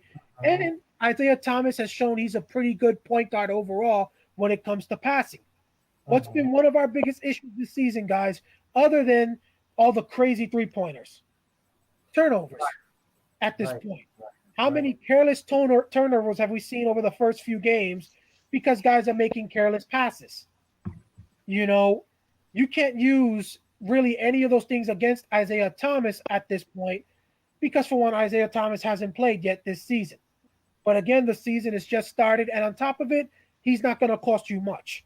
It's not like you're having to give up Jason Tatum to get him or Jaylen Brown or Marcus Smart. He's a free agent and would probably come for the veteran minimum. In my opinion, you get him, he immediately becomes one of your top 2, top 3 players off the bench at that point. And in my opinion, the only other piece we would need after that in terms of really trying to basically, I guess you could say beef up the bench is somebody to take Grant Williams' spot. Right now, we're seeing Time Lord is really starting to shine through these first few games in this case. So I'm confident with him basically coming in for Tristan Thompson but I think we need another player who is similar to the size of Daniel Tice in this case, because Grant Williams has shown literally the only thing you can basically say he does that will be a good thing is when he nails his three-pointers from time to time. But Grant Williams, he gets out rebounded. On defense, you damn sure can't put him against guys like Giannis and company because they easily end up chewing him up because he's so small and so slow in this case. And we saw that down the stretch in that first game against Milwaukee in this situation, which again, like I said, we ended up lucky winning that game because Jason Tatum made such a crazy shot. But if you could get somebody else that's similar to Daniel Tice, I think I would be content at this point. I just want to underline before giving a word to Kevin. I mean, problem is like we don't have Kemba and we don't have Gordon Hayward. We miss Gordon Hayward more than people think. We miss his 17 points, 6 assists, 5 or 6 rebounds per game, couple of steals.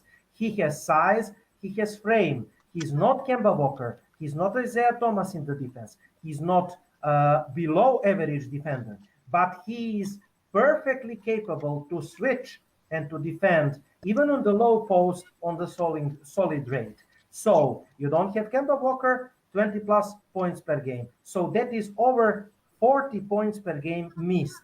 Also the lineups, when you have 4 guys capable of scoring 20 plus points per game, what Brad Stevens did the last season successfully, he put always 2 out of the big 4 at the floor at the same time. Jason Tatum, Jaylen Brown, Gordon Hayward, Kemba Walker. 2 of them stayed with the bench unit. That way, the bench unit didn't struggle in scoring. Right now, you have only Jeff Teague, at the bench unit. Brad Stevens, he has to extend the minutes of Marcus Smart, of Jaylen Brown, and Jason Tatum with the bench unit because he doesn't have the scoring power of the bench. And that is showing you that we missed another scoring option from the bench. Absolutely, without shadow of a doubt. Kevin? I like her question about Isaiah Thomas. And I think if you put Isaiah on the bench and Kimba's starting and you move Marcus to the bench, now you got instant offense and you got instant defense. You put Marcus Smart on who's ever on the second squad that's a scorer, he's gonna shut him down. You know what I'm saying? He's gonna he doesn't have to work hard for his shot because Isaiah is going to create a lot of stuff for him to make shots on his own. So Isaiah brings that penetration to the team, and he also is a good facilitator. So I think that will help now. Pritchard might be the one that might get hurt by the time not playing. But again, are you looking to win now or are you looking to win later? I want to win now, and I figure out later when later comes. You know what I'm saying? So I think Isaiah brings something to the team that they don't have right now, and he takes some pressure off of Marcus Smart. Once Marcus Smart moves to the bench, as far as him being a scorer, he can be a defensive stopper that he does. And if he gives us 10 points, that's extra 10 points because he's going to get at least 2 to 3, maybe 4 turnovers just by playing good defense. You know, so I like her question, and I would love to see Isaiah back on the team. What do you say, Kevin? Isaiah asked about Brad Stevens' heavy style, heavy 3-point shooting offense. Yeah, I don't agree with that. Because again, they was building this team to mirror the Golden State Warriors, and like you said earlier, that part of what Golden State they went away from that. Now, if Klay Thompson was still playing, they might go back to that. But the main issue here is that when you have guys shooting, like he always says, the more shots you take, the more shots you make. Okay, but they all don't have to be 3-point shots. They could be twos, they could be tweeners, they could be threes, they could be whatever. But you just gotta make them. And I think when you're in the NBA, If you can't make an open jump shot by yourself, then you don't deserve to be in the NBA. If you can't Right. make 9 out of 10 open shots in the NBA, then you don't deserve to be there, because that's what you're there for, to make the open. You practice all the time by yourself in the gym, making jump shots by yourself. So when you miss one, that means that you can't take the pressure, and there's nobody around you, so there's no reason why you should not be able to make those type of shots. But I don't agree with the concept of what they're doing. I understand it, because if you look at Golden State was so heavy on threes that it puts pressure. When you got 3 guys that can shoot the 3 like they do, okay, and they go down and score 9 points. Now that puts pressure on the other team's offense to have to score with them. And most teams couldn't score with them because they didn't have players that could shoot the 3 like that. So they was in a unique situation when they was doing that. Boston was almost there, but they wasn't there because you got rid of Isaiah Thomas. You brought Kyrie and things like that. So I want to explain that, Danny. I think that we have been talking with Andy, Kevin, and Danny about that situation. Small ball is working. Small ball is working when you have 2 or 3 above average 3-point shooters, 40%.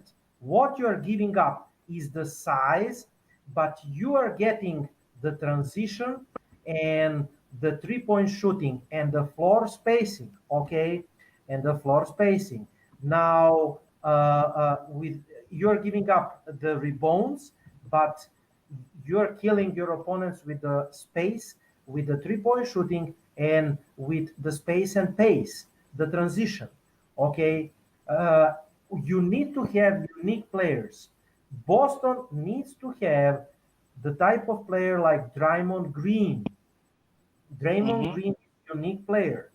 So you don't have many those type of players that can play 4 and 5, that can even do as a secondary playmaker, that can pass the ball, that can close the paint when he's playing the 5, that can rebound, that can pass, and also can shoot open threes.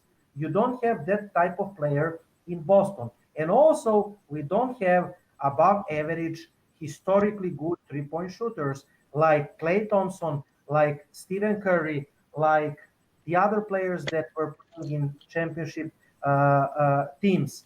I mean, from the outside. We don't have the small ball will not work with this Boston team. And this is, as soon as Brad Stevens realized that, it's better for Boston. Danny, you need to add something on this or not? I have one more break. Well, again, I think overall, if I was in Brad Stevens' shoes as the coach of this team, I go according to who we're playing when it comes to the type of lineup that we would put out there.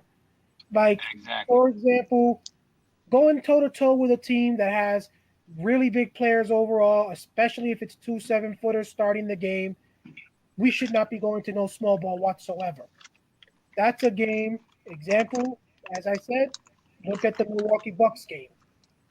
I'm confident in saying if we don't have Tristan Thompson in that game, we probably don't end up winning it.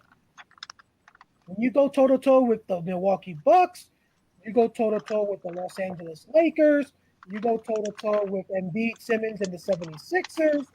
Any of those teams who like to really stack the deck pretty much in the starting lineup with their bigs, we got no choice but to stick to a traditional 5-man unit of true center, true power forward, and then after that you can fill in the small forward, shooting guard, and point guard position with whoever at that point, because literally there's no difference between the 3 positions, other than the fact that the point guard has to be the one that kind of runs the offense, making the decisions, with who he's passing to, things like that. But once we play other teams that don't really have that type of big man situation going on, then there's no problem but to basically go, you can literally go at that point with a small ball unit at that point. But again, I do feel that we need to see some changes done to the roster to try and beef up that bench overall. because as of right now, guys, we're putting a lot of emphasis and a lot of, how would you say, faith in some of these young players. Mhm. Obviously, Pritchard is the only one thus far that really is showing that Danny Ainge might have struck some sort of goal with him at this point. You know, you But this get is, Danny, let me interrupt you for a moment. This is like playing of the numbers. If you and me are GMs of the some team, and if we draft 10 guys, one of the guys will be good NBA player. You know what I mean? I mean, how many picks did we have in the last 3 years, Kevin? I cannot remember. Five, six, A seven, bunch. eight. Yes, we had a bunch. You know, We so had a yes, bunch. yes, he hit with the preacher probably, but he missed like 6 or 7 picks that could use better. You know what I mean? yeah. That's why I say, like, for example, Carson Edwards and Tremont Waters and Langford are Right, all failures at this. right, right. So if I got a chance to get someone like Isaiah Thomas, and the only thing I got to do is let go of one of those guys, I'm doing it in a heartbeat. No offense to any fans that may basically enjoy those players, but I'm doing it in a heartbeat because I'd rather go with somebody who's basically been in the league long enough to know pretty much what the obstacles he's got to deal with, that knows how to run the offense and knows our system already as its top player, than to go with a bunch of guys who are only in their first or second years and literally because they really don't have much talent only get to play in garbage time. I have guys from Andy Vernon excellent breakdown of the last Tatum missed against Indiana. I want to read it and we will comment. 7 seconds left to go in Indianapolis. 1 point game for Indiana, 108-107. And Jason Tatum dribbles into the long three that he bricked. I have already seen the post advocating to trade Tatum. Was that really bad shoot? Now, what was the situation? Number one, lack of screens. Grant Williams inbounds the ball with 7 seconds left. He then runs by Tatum's defender without setting a screen for Tatum or even attempting a screen. Number two, lack of ball movement. People want Tatum to pass, but to whom to pass? It would have been Marcus Smart, Pritchard, Brown taking a contested perimeter shoot. None of those guys are better chance to score than Jason Tatum. Outside of Grant Williams, no one moved at all of the ball, meaning everybody was covered. The only possibility was Williams, who did get a slight lead on Sabonis.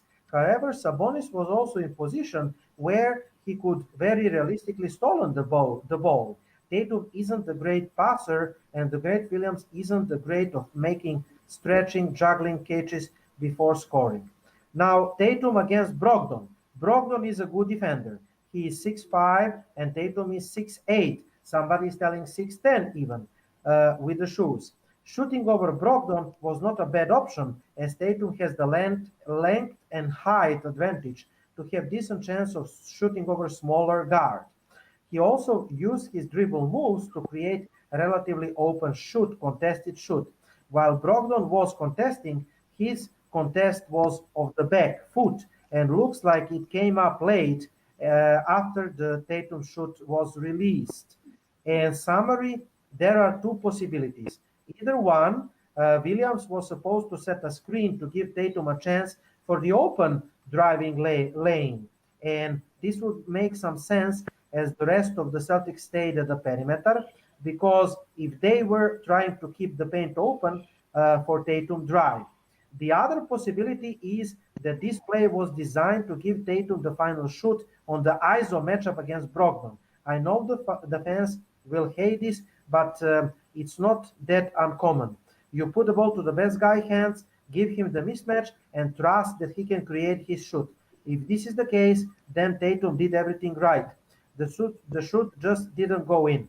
I would say that I would vote for solution number one.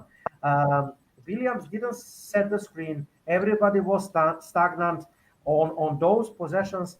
I saw Brad Stevens drawing the better play last game plays, and we win the shoot with those after timeouts plays. Atos. So I mean, Tatum ISO ball against Brogdon, okay, but if you can move without the ball, set the screen, give the guy open, Tatum can pass the ball. If nobody's open, Tatum cannot pass the ball. Nobody's setting the screen, Tatum cannot drive. So what he can do? Only one option, to shoot contested three. So it was not good performed, attack from the Celtics as a team, or not driven good from the Stevens, whatever you wish. Daniel, comments? Well, again, this is where I kind of say I would like to see Brad Stevens kind of work with the team to be a little bit more with these out of bound plays, the way Doc Rivers did with Ray Allen and company. Again, you're right. Grant Williams did not, go the route of, setting a screen, which made it a little bit more difficult for Tatum. But think about it. If that was Paul Pierce or Ray Allen, basically in that position, you guys, do you think instead of basically attacking the rim, knowing, okay, you didn't give me the pick, so I just got to try to get speed around my defender, they're going to go the route of trying to dribble through their feet and then jump backwards while they're letting the three-pointer go? Of course not. We saw that several years from Pierce and Ray Allen in this case. Heck, even guys who weren't the stars of that team, like James Posey, Eddie House, those type of players knew, if I don't get the pick and you basically don't pick my man off, then I just got to find a way to go around you. And if he makes the decision to go under the pick, well, then I just got to run right into him, draw the contact, and force the officials to swallow the whistle or basically call the foul. Or let him chase me, and if that happens, then I got a free path to the rim unless your man is going to leave you.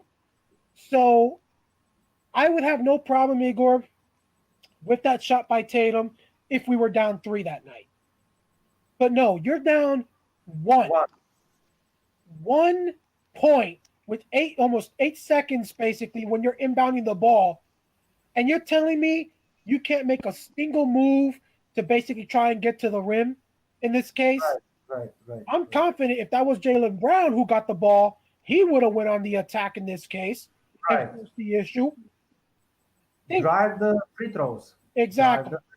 But no, you choose to go for a setback, jump back type three-pointer in a position. Now, obviously, think about it. When do we see players do that? And I'm talking about best players, you two. When do we see Kevin Durant and all of them literally just settle for a three-pointer like that in those type of circumstances? Only when the clock is really low and you literally do not have the time available to make a move to try to get to the rim. Other than that, they're forcing the issue. And that's something Brad Stevens has got to learn in this situation. And another reason why I say we need somebody to replace Grant Williams. That's a veteran player and knows what to do in those circumstances. This is the question, Danny. Do you want to win or do you want to develop players and wait for the 2025 year? This is another example. Exactly. You put a veteran player in there instead of Grant Williams in this case, and I'm pretty sure the pick is made and Jason Tatum goes on the attack. But no, Grant Williams doesn't bother to make a move. He lets Jason Tatum's defender basically continue to stay in front of him, and Jason Tatum's, lane to the rim is cut off at that point. But again, this is where I say, what in the world can we expect from these young players? Okay, we got plenty of years to know what you can expect, at least at minimum, from Jason Tatum and Jaylen Brown. We've had plenty of years to see Kemba play in Charlotte to know what you can expect from him. Same thing with Marcus Smart. Same thing with Jeff Teague. Same thing with Tristan Thompson.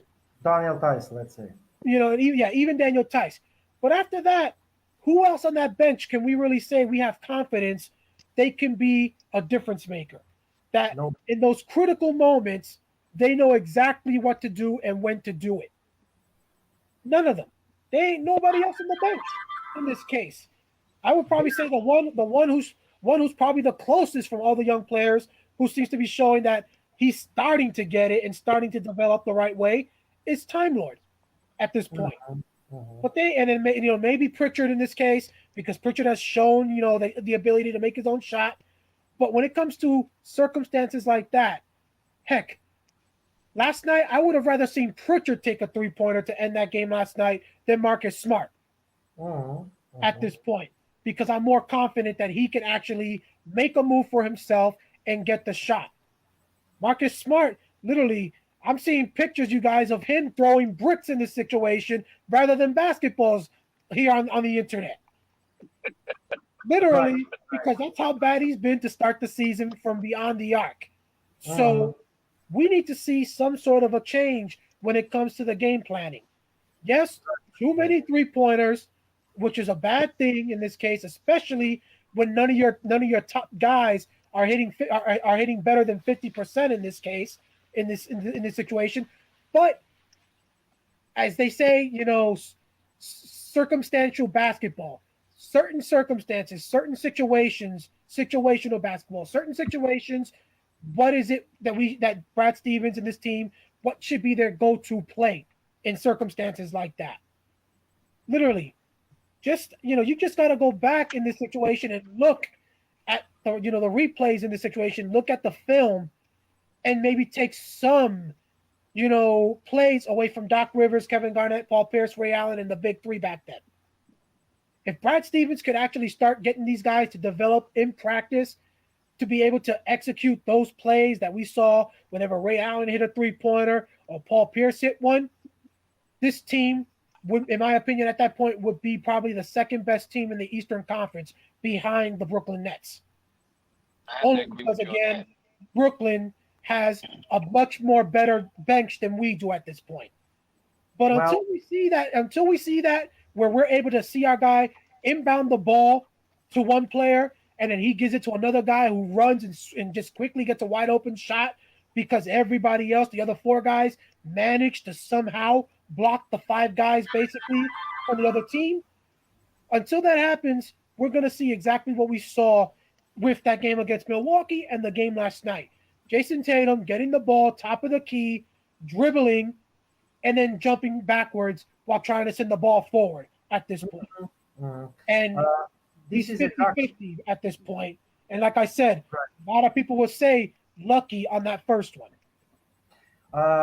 This is exactly our point, and I think you hit the nail. We are like 6 deep. I'm talking the playoffs. Tatum, Thompson, Tyus, Brown, Smart, and Teague at this point. I'm talking about playoff-proven players, okay? If you think that Grant Williams is playoff-proven or Shemi Ojale is playoff-proven or Robert Williams, if you think that they are playoff-proven players, you are out of your mind. That's all I can say, okay? And if you want to trust the young guys into the playoff, you will lose every time. Why did we lose to Miami? Because Miami was in this series and still is 10 or 11 players deep. And their bench, the guys that came from their bench, their rookie, Tyler Hero, came from the bench and destroyed us. Their bench outplayed us. So in the seven-game series, the team with the deeper bench, they will outrun you, they will out-hustle you, and eventually they will win because of the deep bench. Even Toronto had the deeper bench, but we escaped 4-3, the loss. So you have the 6 guys of the bench. We talked about Isaiah Thomas. You add one more, that's 7. Kemba is back, that's 8. This is great. Then you maybe add some power forward, like Danny said, then this is 9. You must have the 2 units capable of playing into the playoffs. You cannot play with the 7 guys throughout the whole playoffs. Somebody will get hurt, and you're screwed. Kevin? You guys said everything. I don't have to say anything else because y'all, we all agree on what you guys are saying. I mean, I'm in agreement with both of you, what Daniel said and what you said, Igor. 9, we got to be able to go 9, at least 9 deep. If we can't, we're gonna struggle. Right.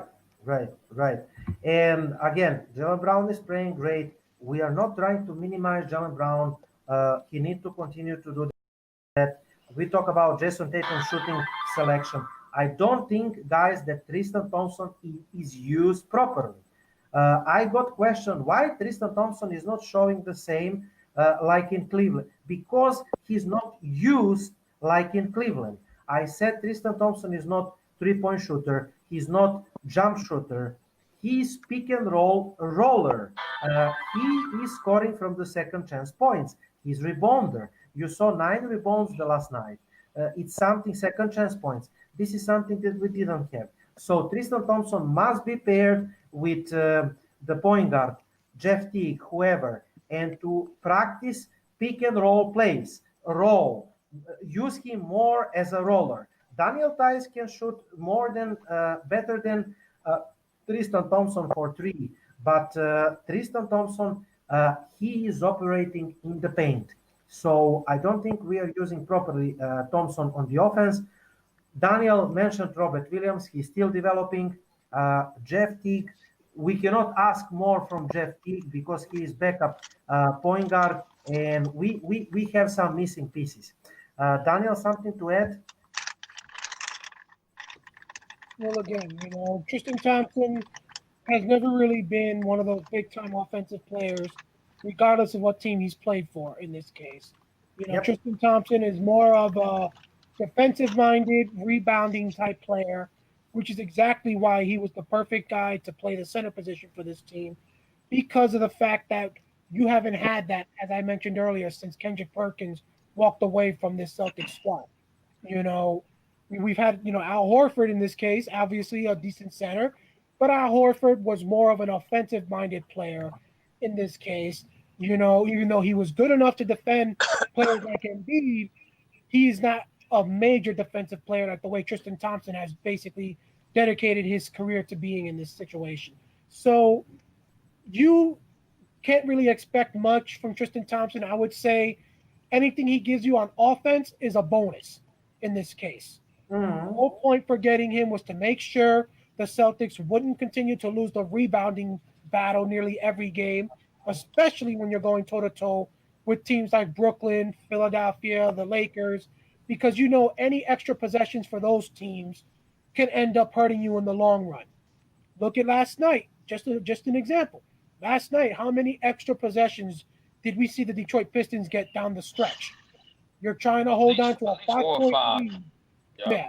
You're trying to hold on to a 5-point lead with about half a quarter to go, and you couldn't get the rebounds. Luckily for us, based on the play-by-play and all that, the Pistons didn't manage to take advantage of those second chance opportunities much. But what would have happened if they did at that point? What would have happened if they would have basically made 2 more 3-pointers, 3 more 3-pointers, or 2 more 2-pointers, or a combination of some sort, because of the fact you couldn't get the rebounds down the stretch? That's something Tristan Thompson takes care of, you guys. I have something to comment. One of our members commented, quote, take a look at the Eastern Conference standings. Only 6 games, guys, without Kemba. Be patient. The top teams will sink faster than Titanic. He's saying that the Nets are 3-3 and the Celtics are 3-3 and the Bucks are 3-3, and he's comparing the Celtics with the Nets and Bucks and saying that we are in the same situation.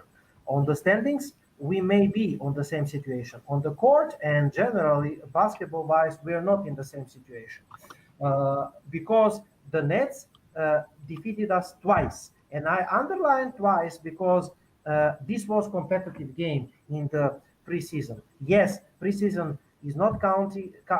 We do not count preseason, but they proved to defeat us, and they had blowout win. Okay, 2 blowout wins against us.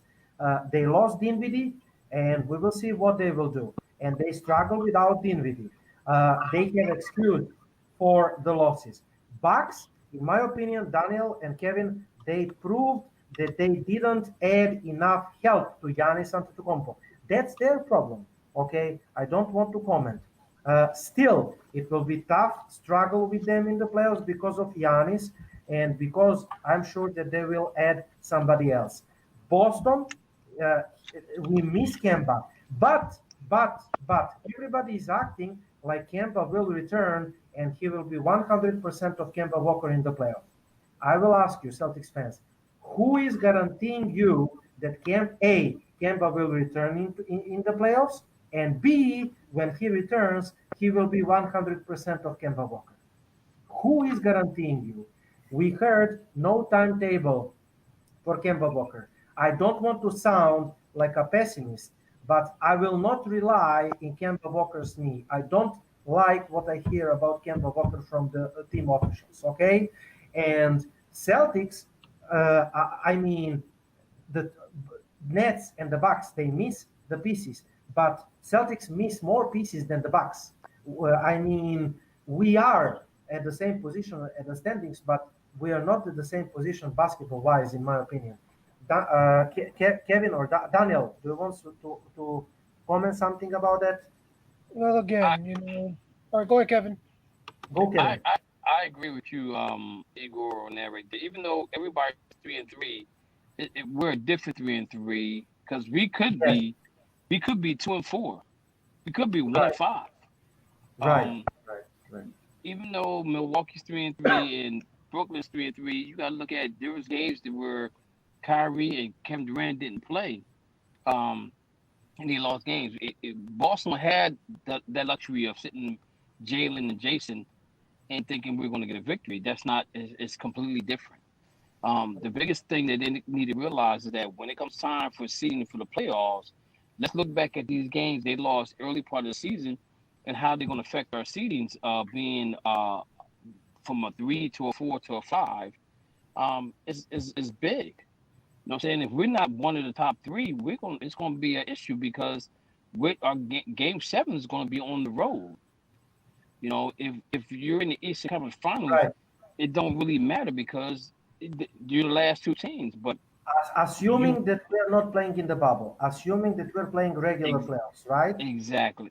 Yes, exactly. You know what I'm saying? So, our 3-3 is completely different than everybody else 3-3. Yes. If you're a Brooklyn Nets fan, you got to be happy. Kevin Durant, Kyrie Irving had extra time off to heal properly, so they're looking really good. Are they going to do load management with those guys? Probably so. You know, Boston, I don't see them doing any load management with nobody other than maybe Tristan. But other than that, everybody else should be able to play 72 games. You know, and maybe Kemba Walker might be, do some load management. But they're 3-3 and our 3-3 is like night and day. In the standings. I'm sorry, I don't agree with that. I don't at all. Absolutely. This is not excuse. The fact that Bucks and Nets are 3-3, this is not excuse for Boston Celtics 3-3, right, Daniel? Yeah, and again, we're not talking about, people seem to forget, we're at the same level as them because we got the same record. Ladies and gentlemen, record for us has nothing to do with it in this situation other than wondering who we're going to have to get past in order to advance in the playoffs. That's the only thing your record pretty much, basically that's the only thing the record will actually determine. But when it comes to talent, 1 through 15 at this point, who's got the advantage in this case when you compare the Celtics to every other top team in the Eastern Conference? And specifically, we're talking the Brooklyn Nets, the Milwaukee Bucks, the Philadelphia 76ers, and the Miami Heat. Those are the 4 teams you're really looking at when it comes to this situation of how do we stack up with them. So far, you already proved that you're capable of knocking off Giannis and the Bucks, even without Kemba Walker, which is why we have said Milwaukee is not really much of a threat this year. We saw that even last year in this situation. That what was the difference every time we went at it with the Bucks? The fact that you couldn't stop Middleton and Giannis. You had to pick one or the other. But yet, Right. thanks to the addition of Tristan Thompson, this game in the first game of the season, you held both those guys in check for literally half the game, and that made the difference in the end, along with that lucky three-pointer by Tatum. But Brooklyn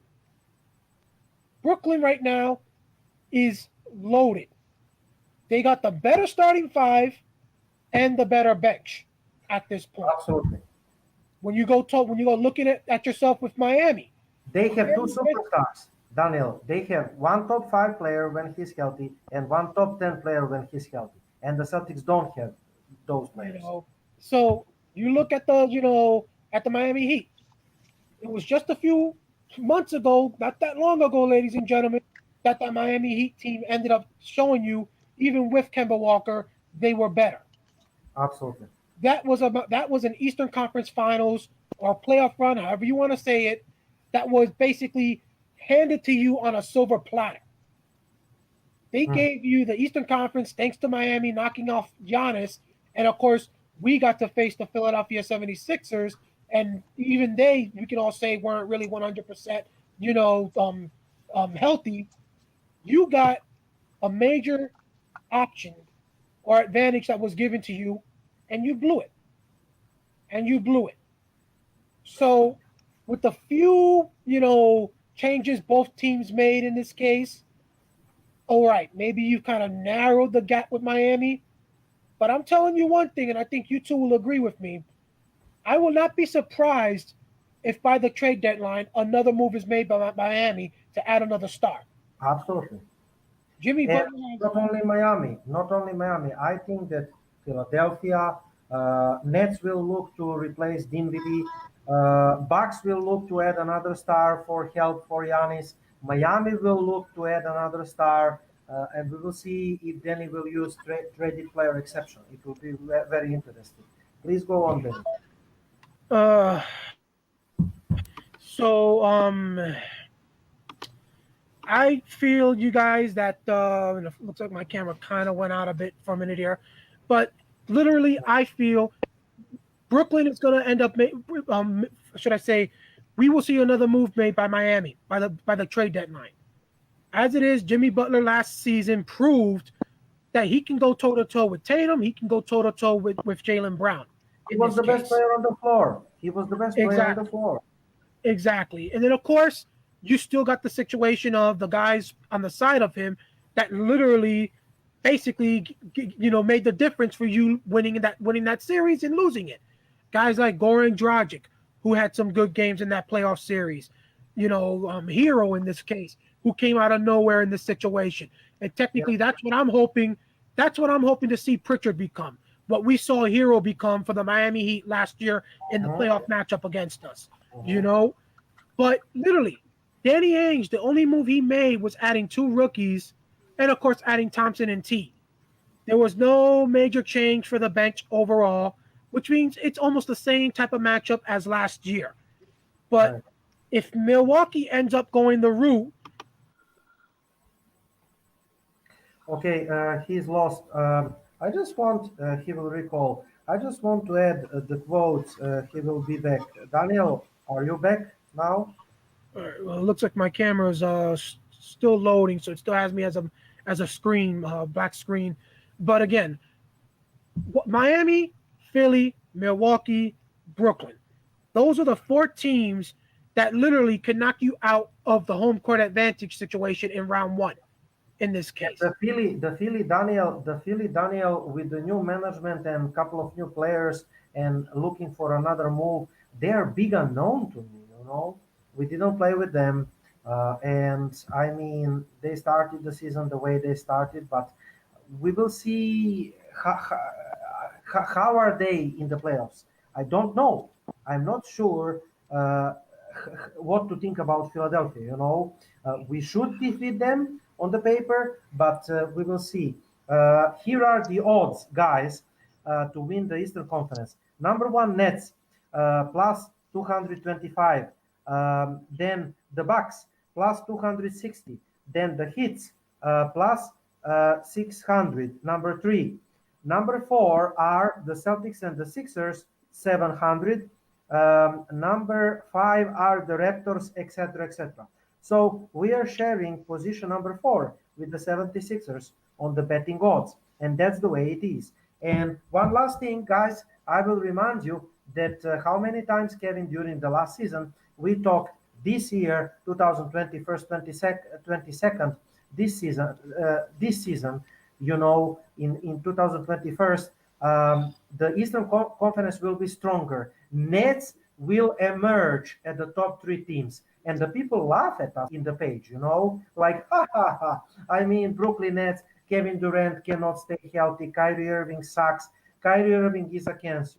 Kyrie Irving is top 5, 10 player when he's healthy and when he wants to play, So you will be witness of that, sadly.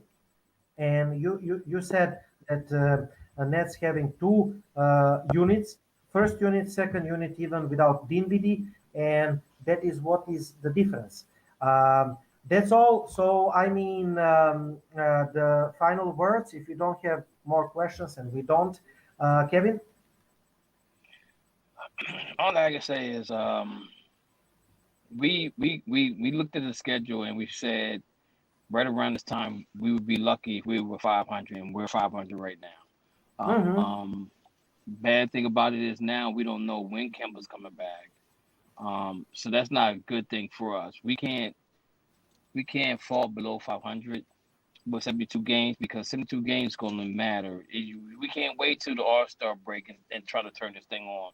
We need to be able to be consistently winning games before the All-Star break and have some type of idea of where we're going to be as far as the standing is concerned. If we're not 1 through 4, then we're going to be in trouble.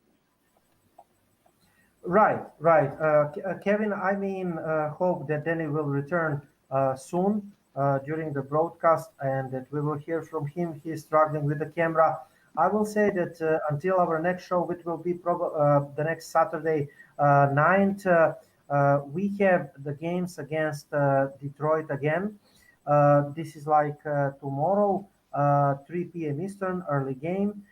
Then we have Toronto game, 4th, 7:30 p.m. Eastern in Canada. Miami Heat in Miami, 6th January.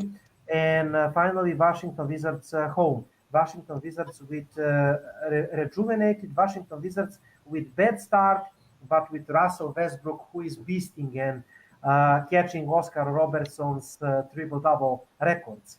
So, I mean, we should again defeat Detroit. I think that we will. Toronto in Canada, always tough matchup for us. Miami in Florida, always tough matchup for us, and we should defeat Washington. I would say 2-2 or 3-1. I would be happy. And I mean, I don't know in what state psychological after this loss the Celtics are. I just hope that the Celtics are not down psychologically. I hope that they will not crash because of this loss against Detroit. Daniel?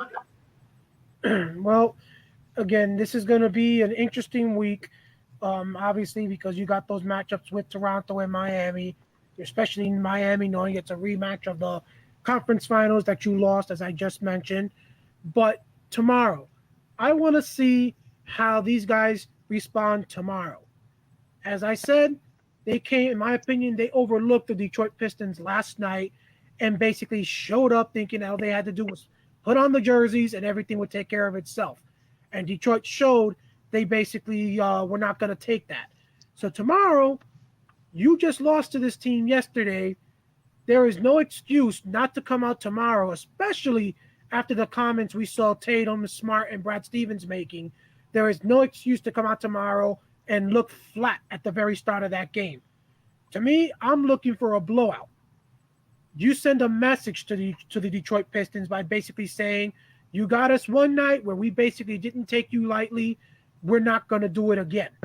We're going to show you that you're not in our league when it comes to basically the talent. Obviously, if we lose tomorrow, that's when we got to start worrying. that even when a situation like that takes place and you lose a game like that, you still don't look to actually make a statement the next time around. Obviously, Toronto and Miami are two playoff caliber teams. I won't be surprised if either one of them was to make it into the top four in this situation. Right. So this is your first chance to show Celtic fans how well is your team now compared to Miami. Which general manager and which coaching staff made the better decisions when it comes to player movement during the offseason?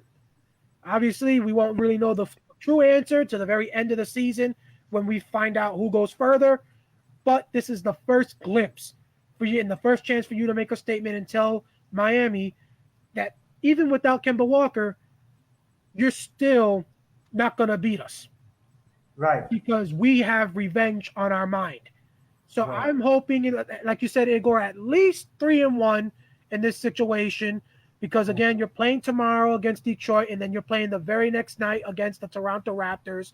In this case, so a back-to-back. That's going to be a tough, back-to-back set.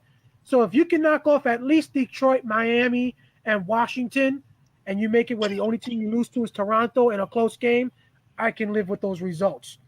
But there is no excuse to not at least have 2 to 3 wins during this stretch. I laughed because I remember the other night when we lost from Detroit, my friends from Serbia teased me, and one of them said that Detroit Pistons in this roster are looking to him like Geoplin Slovan. This is like Slovenian team from Adriatic League, and he said, quote, that he thinks that Geoplin Slovan from Adriatic League would defeat these Detroit Pistons. I mean, I mean, this was hilarious. But I think that it will be the blowout win, like Daniel said. I, I mean, this was the teasing from my friends because obviously we lost from practically college team. I mean, kudos to Grant and a couple of other guys from this team, but these Detroit Pistons without Blake Griffin, they really are one of the worst teams in the NBA right now. So that's it from my side.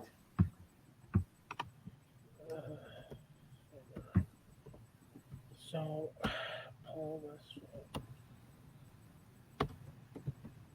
Okay, so to finish. So, So, for some